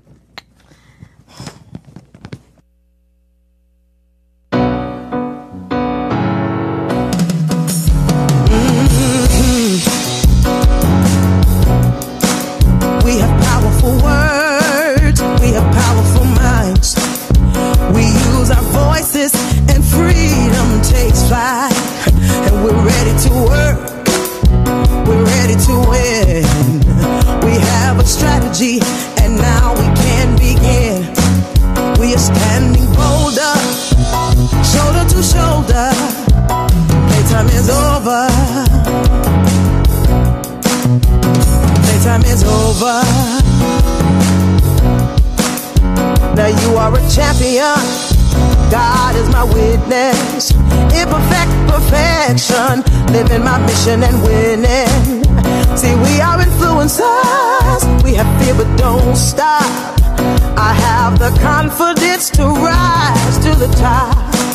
We are standing bolder, shoulder to shoulder. Playtime is over. Playtime is over.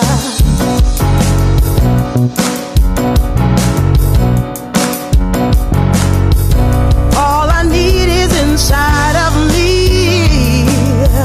I am enough and now I see, yeah. I will reach my destiny, yeah. I don't need your permission, yes, I'm on a mission, I'll win. Oh, oh, oh yeah. Oh, yeah. Now listen, I want y'all to repeat after me, okay? Because we're going to make some declarations in here today. Here we go. 1, 2, 3. I'm building my legacy for the whole world to see. You say, I'm building my legacy for the whole world to see. Say, I'm building my legacy for the whole world to see me. Say, oh, say I'm building my legacy for the whole world to see. You say, we are standing bolder, we're shoulder to shoulder. We are standing bolder, we're shoulder to shoulder. We are standing bolder, shoulder to shoulder. Playtime is over. Playtime is over. Hey, yeah, yeah.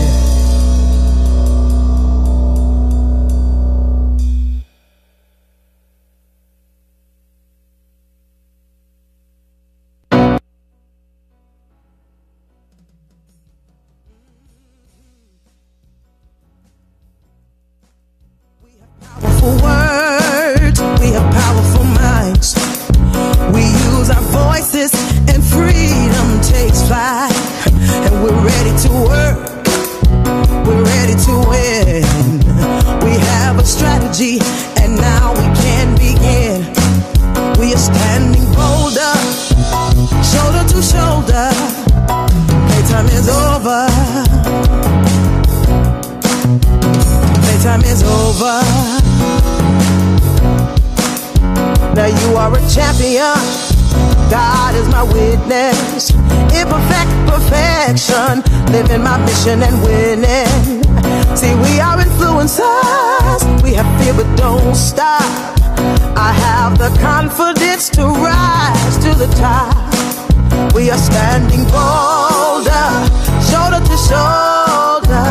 Playtime is over. Playtime is over.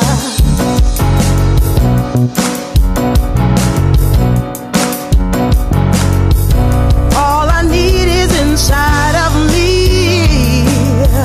I am enough and now I see, yeah. I will reach my destiny, yeah. I don't need your permission, yes, I'm on a mission, I'll win.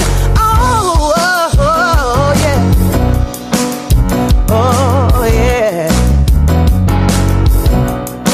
Now listen, I want y'all to repeat after me, okay? Because we're going to make some declarations in here today. Here we go. 1, 2, 3. I'm building my legacy for the whole world to see. You say, what an amazing show. And we're continuing on with our final guest for the day. His name is Brandon King. Let me tell you a little bit more about him before he goes into his demo for today. Yes, you get a demo. See, we fancy up in here in this studio. So Brandon is actually a sophomore college student at the University of Maryland Eastern Shore. He's studying rehabilitation psychology. I don't know what that is, but he might be able to tell you what that is. And so in the process, he's really kind of building his own empire. So he works currently for a company called Cutco, which is the largest manufacturer of lifetime guaranteed kitchen cutlery, which helps him to earn money for college, but also positions him to set a really good model and example for other young people to build businesses. He says that in this job, he's learned so much, not only successes, but how to handle rejection and disappointment, which has helped to shape his character and prepare him for life's challenges. His ultimate goal upon graduation, which I love that they said this in his bio, is to be a successful, independent Black male with minimal debt, helping others recover from tragedy. You better go, Brandon. Welcome to the show. Thank you. So excited to have you here. So I'm going to turn it over to you, and you can tell the people a little bit more about who you are, what you're doing here, and a little bit more about Cutco, and all that you're accomplishing through Cutco. Okay. Well, thanks again for letting me on the show. I've been working for Cutco since December 2017. I originally started here to try and make a little bit of money, but I saw an opportunity to help other younger people to become successful. I'm trying to open my own branch office so that way I can have an impact on more people, so that way I could talk to them and be like, hey, you could do this, you can acquire your dreams. Most people around my age are just in college. They're not really being successful until they reach 25 where they get a job. So I want to show people that you can be successful now if you apply yourself. I love it. So rehabilitation psychology, that's my major. Pretty much what it does is helping people with drug addiction, helping people that have broken arms. That's what I really want to do. I've always been passionate about helping people since I was a kid. Okay, wait. So drugs and broken arms. Wait, make the connection for me. I'm sorry, I missed that. So pretty much people that lost an arm from a serious accident, or people that end up getting into serious drug addictions, having to help them mentally get back into it, help them continue their lives. And so mental and physical rehabilitation. Yes. Got it. Beautiful. That's fantastic. So yeah, when I first started this job, I was making around $18 an hour. Wow. So that's what originally pulled me to it, because I was like, I'm a college student. Getting money is going to be hard. I should definitely do as much as I could. I also really want to get into the Leadership Academy that this place offers, so that way I can help become more of a leader on campus. I want to get into the President's Club, and I also want to get a scholarship because college money is really hard. I'm going to learn that real soon. I have a daughter who's going to high school now, so she'll be going off to college very soon. I mean, to me, it's very soon. So yeah, I'm going to be learning that lesson. Oh, okay, good. Congrats. Thank you. So if you want me to kind of break it down, Cutco's pretty much great. My mom had it for about 10 years, if you don't mind me talking about it. Right. So these knives pretty much last forever. This is one of the rare American-made products that you will have to buy once and then never have to buy another set of knives again. Most people end up buying at least 5-6 set of knives a year, or not a year, but throughout their whole lives. Right. Because most knives last for 5-10 years. So if you're tired of just buying whole pieces of chicken or cut up pieces of chicken and wasting your money like that because you have to break up those pieces, you could get something such as our butcher knife to de-joint chickens, de-joint ribs, heavy duty stuff. You can use our paring knife to slice up paper thin slices of tomatoes. Yeah, stuff like that. But this job is really going to help me in the future. It's going to help me become successful, which is not really common nowadays. Shoot. So let me go to a little... You're doing a great job. You're doing a fantastic job. We know that it's a little nervous sometimes being on live on air like this, but you're doing a fantastic job. Thank you. And, I'm totally nervous. I was walking around the whole place. Most people who come in the studio they're a little nervous, especially considering that you're live, So it's good, though. You're doing good. Keep going. Okay. So I'm very passionate about my career. I really want to like help people. I want to help people get through their stuff. I want to help them become successful. I go to the University of Maryland Eastern Shore, which is a historically black college. Awesome. It's a historically black college. It's not doing very well, I will say, but if I can make an impact there, then I could help more young black people become successful, help them become great. Now, I'm going to start getting a little bit more about Cutco. We have sets, pieces, great for birthdays, weddings, graduations. I know Father's Day already passed for some people. But some people forgot to get their gifts, so you can still buy something. Exactly. You can still buy something, y'all. Stop playing. You can find a reason. Maybe he has a birthday coming up or something like that. So, yes. Yeah. No reason not to buy. So, yeah, if you get any, or if you see anything that you see today, let me know. It will help me accomplish my goal in getting my office.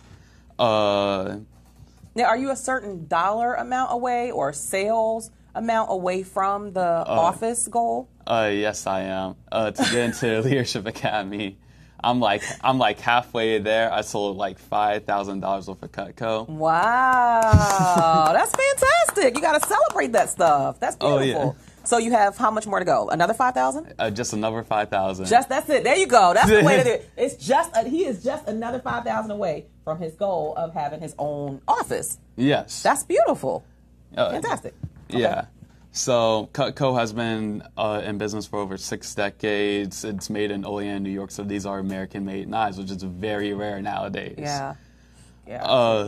Many people get rid of their knives every 10 to 15 years, but when you have to keep buying new knives, you end up spending a lot of money up front or in the long term. In the long term, yeah. Yeah.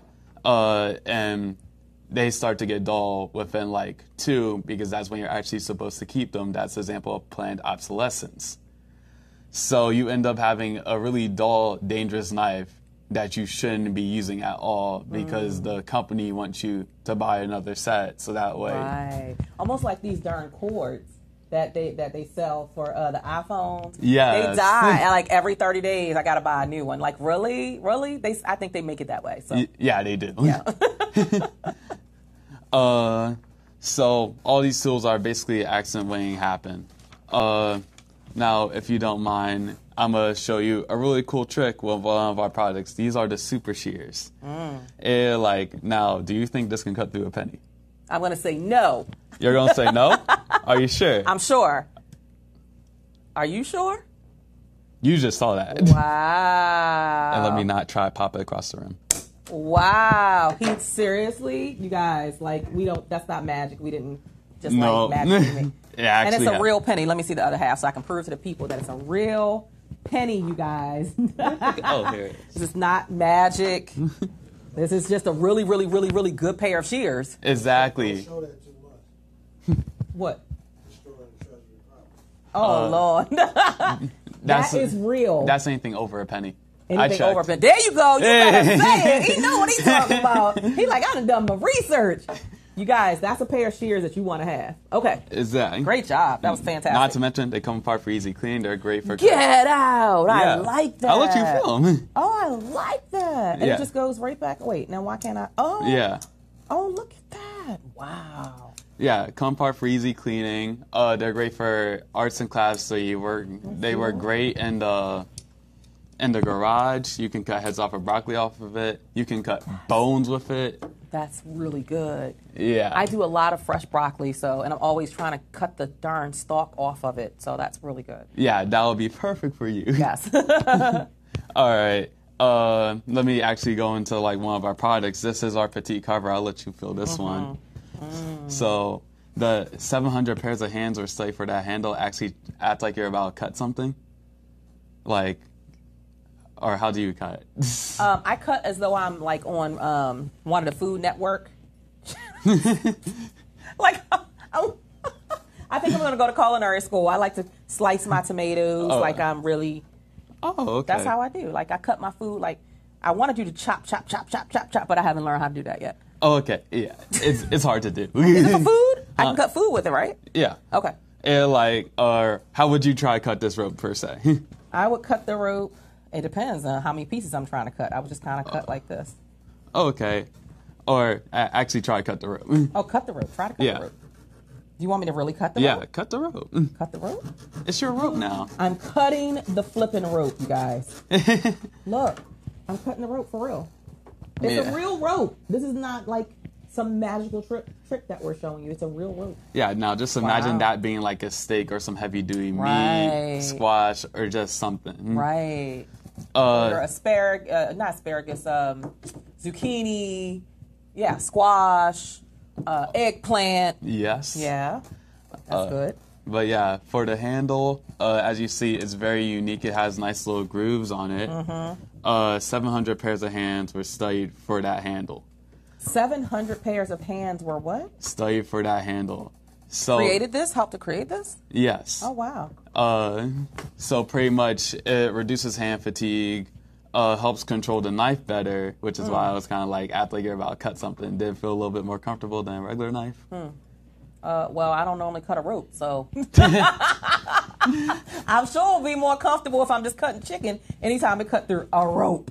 Come on now. You can't deny that. Like, there's no denying that. You guys saw that with your own eyes. I guess you saw it. Yeah. Somewhat. The handle material is made out of thermal resin, which is pretty much tough, durable, and non-porous, which means it doesn't absorb any bacteria, grease, or anything. So it's completely sanitary. Plus, it's heat resistant up to 325 degrees, which I do Very say. nice. I'm gonna cut. Can I cut another piece of the rope? Oh, yes, you can. I'm kind of still in denial. It's cutting through the flipping rope, and it doesn't take a whole lot. Wow. Yeah, not a lot of I'm effort. impressed. The current record on that is one cut made by my brother. Oh, he did it in one cut. Yeah, he said, "Whoop!" That was Wow. the Oh game. yeah, I'm kind of a saw girl, like back and forth. Okay. Oh, all right. Here, I'm gonna put this one away. Okay. Are we done with this one? Not yeah. yet. All right. Yeah, you can put it away. The Okay. blade itself is made out of high carbon stainless steel, which pretty much means it's the best of both worlds. My husband would love these knives. I need. And the reason why I cut the rope so fast is because of our unique double D edge, which you see it's not like a serrated edge where you have like little grooves inside. Oh yeah, no, okay. No, it I looks. don't know what that means, but okay. Oh, okay. So, I'm not very educated in knives, but okay, I believe you. okay, so pretty much unlike a serrated edge, it doesn't rip and tear at your food. As you see with the rope, it was a pretty clean cut. That makes sense. All right, there you go. You know these college kids, they come in here talking to you this big language. He said another word. I was like, I don't even know what that is. But it's okay. But it's a beautiful thing. I love it. Educated young black man right here in DMV. Thank you. Good for you. Keep up the good work. But you're right. It did a clean cut. Yeah. Yeah. Now, one of the best part is about all these is our guarantees.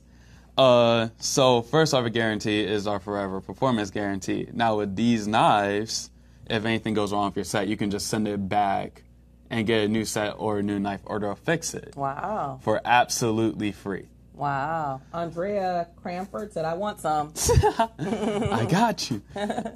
Secondly, we have a forever sharpness guarantee, which pretty much means you can have someone either go to your house and sharpen the knife for you, or you can send it back to the factory. The only thing you got to pay for is shipping to get your knife sharpened. Yeah. Maybe at some point they'll sell a sharpener. Oh yeah, What do you think? they do have sharpeners. Oh, that you can buy? Yes. Oh, okay. And by the way, all these guarantees last forever. It doesn't just stop at a lifetime guarantee. You can pass down to your kids. Got it. And then these guarantees still happen. Okay. We also have our unconventional use guarantee, which pretty much means if you decide to use your knife as a screwdriver for some reason, you can get a new knife for half the retail price. Oh, okay. And finally, now this is a big one, last but not least, 15-day unconditional money-back guarantee.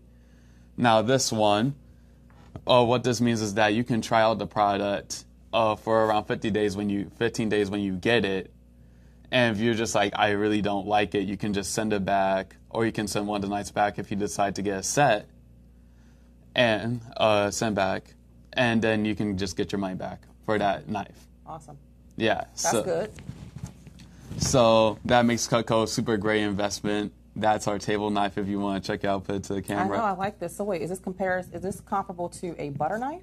Sort of, because I see ridges. Yeah, because you can. It also kind of works as a steak knife. So you. I like this. I like this a lot. Oh yeah. Because I like it. I guess is it stainless steel or something like that? Yep, it's stainless steel. Awesome. That's nice. Very nice. All right. I need this too. I need the little potato peeler. Oh yeah, the veggie peeler is great. So pretty much what you can do is just like pair like a carrot just like this. You can go back and forth with it. It is amazing, I have to say. Okay. Apple. Could you do apple with it, right? Apple, yes, you potato, carrots, vegetables. Yeah. Yeah. Well, perfect segment because I can show off some of our other knives, such as our paring knife. I'll let you feel this one. You can use it to pare potatoes, apples, and cut through really small things with it. Yeah. That's the paring knife, guys. We also have the trimmer. I wanted to know what that was. This handles white. With the fancy case. Oh, casing. yeah. Why does this one have a fancy casing? Because that's a sheath that you can get for certain knives. So if you just want to buy one knife, you got something to protect the knife and protect your hand. And what is this one for? What does this do? So pretty much that is great for like cutting small fruits and veggies. You'll never squash a tomato with that thing if you ever done it while cutting. Yeah, I have. I eat a lot of tomatoes.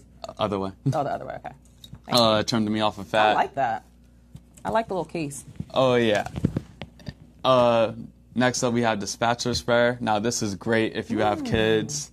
So this is great for serving casserole, cakes, soup. If you like PB&J or making a grilled cheese sandwich. I make a whole lot of those in my household.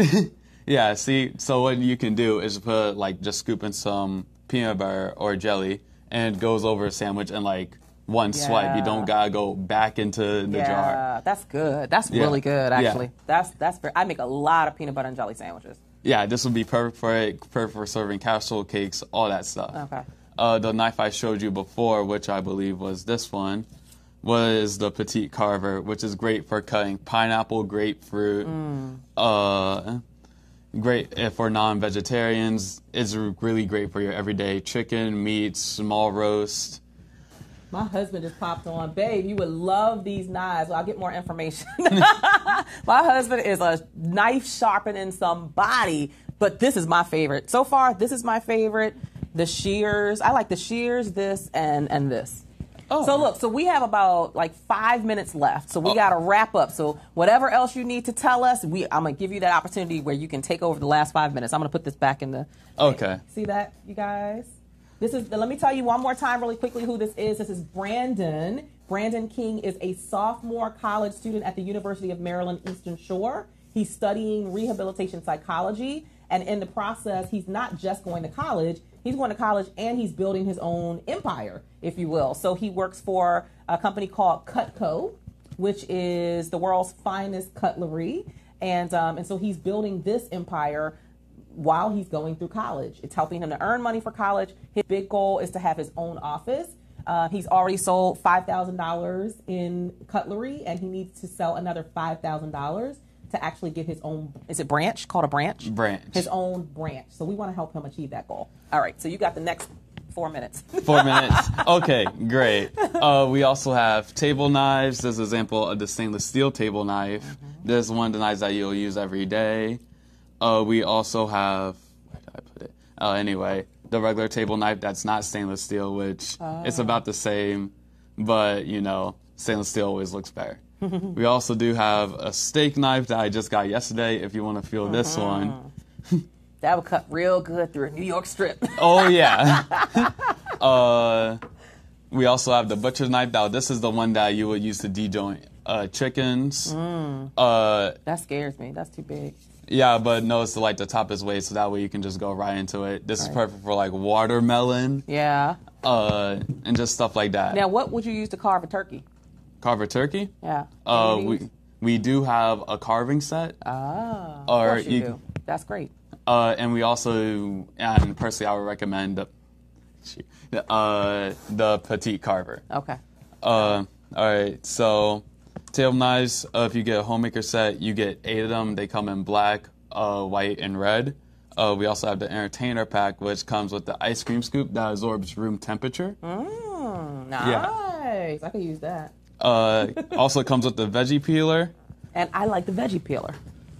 Comes with a Babe, cheese. this will be good for you, babe. I'm talking to my husband. This will be also a cheese knife. It's just not for That's cheese. so cool. Oh my God, that's so cool. Look at that. That is so cool. Yeah, it's great. And sadly, I don't have this one, but we have a pizza cart. That I could use too. We're going to talk. Okay. Well, I just so I'm going to start wrapping up. Okay. Thanks again for letting me on the Oh, show. absolutely. If you want to contact me, I say the best way would be email, which would be BrandonKingC99@gmail.com. You can also go on my Facebook, which is Brandon King. The link will be on my timeline to fill out something so that way I could help get a better reach to you and talk to you better. And if you really want to, I would say the best way to or the last way that anyone should ever contact me is texting me, which my number is 301-335-9990. That's the best way or the worst way? The worst way, because I'm terrible. I'm terrible at And see, texting. I'm the opposite. Like, text, if you really want me, you got to text me. Don't email me because my emails get inundated. So he's just the opposite. Brandon's just the opposite. Brandon says, look, make texting the last thing that you do. Yeah, please send me emails. Send him an email. And yeah, that's pretty much it. Look, wow, looks like I did great on time. Yes. Well, look, it was our privilege to have you here. Look, you guys know that I'm a huge proponent of any type or level of entrepreneurship that's legal. Any type of entrepreneurship. So you have a young African-American male who is doing his thing. He's a college student, sophomore college student, University of Maryland, Eastern Shore. He is doing his thing, and he's earning income as well. Asia Brown says, great job, Brandon. She's supporting you. Thanks, Ann Sewell, for being here. Yeah, Asia says she has the set, and she loves it. Now, do you guys talk price, or do we have to call you to get a price on like a set? Or is it, what? How does that work? Well, personally, I would like to talk to the person personally, but just to give you a little thing, the trimmer is $73. But What's the trimmer? Which one is the trimmer? This one. Okay, the one I like with the little thing. Yeah, Okay. but the reason why it's so expensive because it has a lot of unique features. It has a double D edge. It has the different handle. Got it. Well, what about something like this or the pizza cutter? That's $43. Okay, for this. Yeah. Just by itself, and then the pizza cutter. Sadly, I don't know. Oh, it's that okay. off the You don't top have to of know my head. everything. It's like, what about the shears? The shears, they're $108. Okay. But the one thing is, if you do decide to get a set, or I could go over and show you what better stuff we had to offer. With the shears, I could throw them in for free. Got it. I could also throw in the veggie peeler for free or the ice cream scoop for free. It. So that means you need to reach out to Brandon so that he can work out this deal for you. Exactly. And throw some stuff in for free. So give him your information one more time. Give it to him. This is going to be our closing remark. And we thank Brandon so much for being here with us today. All right. My Gmail account is BrandonKingC99@gmail.com. So can somebody type that? Asia, if you're still here, can you type that? It's Brandon King C99@gmail.com. You can also reach me on Facebook, which is just Brandon King. You can reach on Asia's page, or you can just kind of look me up. Yeah, he's Googleicious. Our guests that come here are Googleicious because they're phenomenal. Oh, yeah. So keep being phenomenal, young man. Thank you so much for being with us. We know some folks are going to support you and show their love. And if you don't need the sets, order one piece just to support. I believe in that. I'm really big on that. It's even if you don't do the whole set, get something to get him closer to his goal, which is another $5,000 in sales through his company, Cutco. Thank you so much for being with us. We hope some folks are going to support you. Guys, thank you for being with us. We've had an amazing show today. We will be back here again live next Wednesday from 12 p.m. to 2 p.m. right here on Impact the World Radio. I'm Cheryl Wood, your guest, your host, not your guest, your host, and I will see you next week. I am enough, and now I see, yeah, I will reach my destiny, yeah. I don't need your permission, yes, I'm on a mission, I'll win, oh, yeah, oh, yeah. Now listen, I want y'all to repeat after me, okay? Because we're going to make some declarations in here today. Here we go. 1, 2, 3. 3. I'm building my legacy for the whole world to see. You say, I'm building my legacy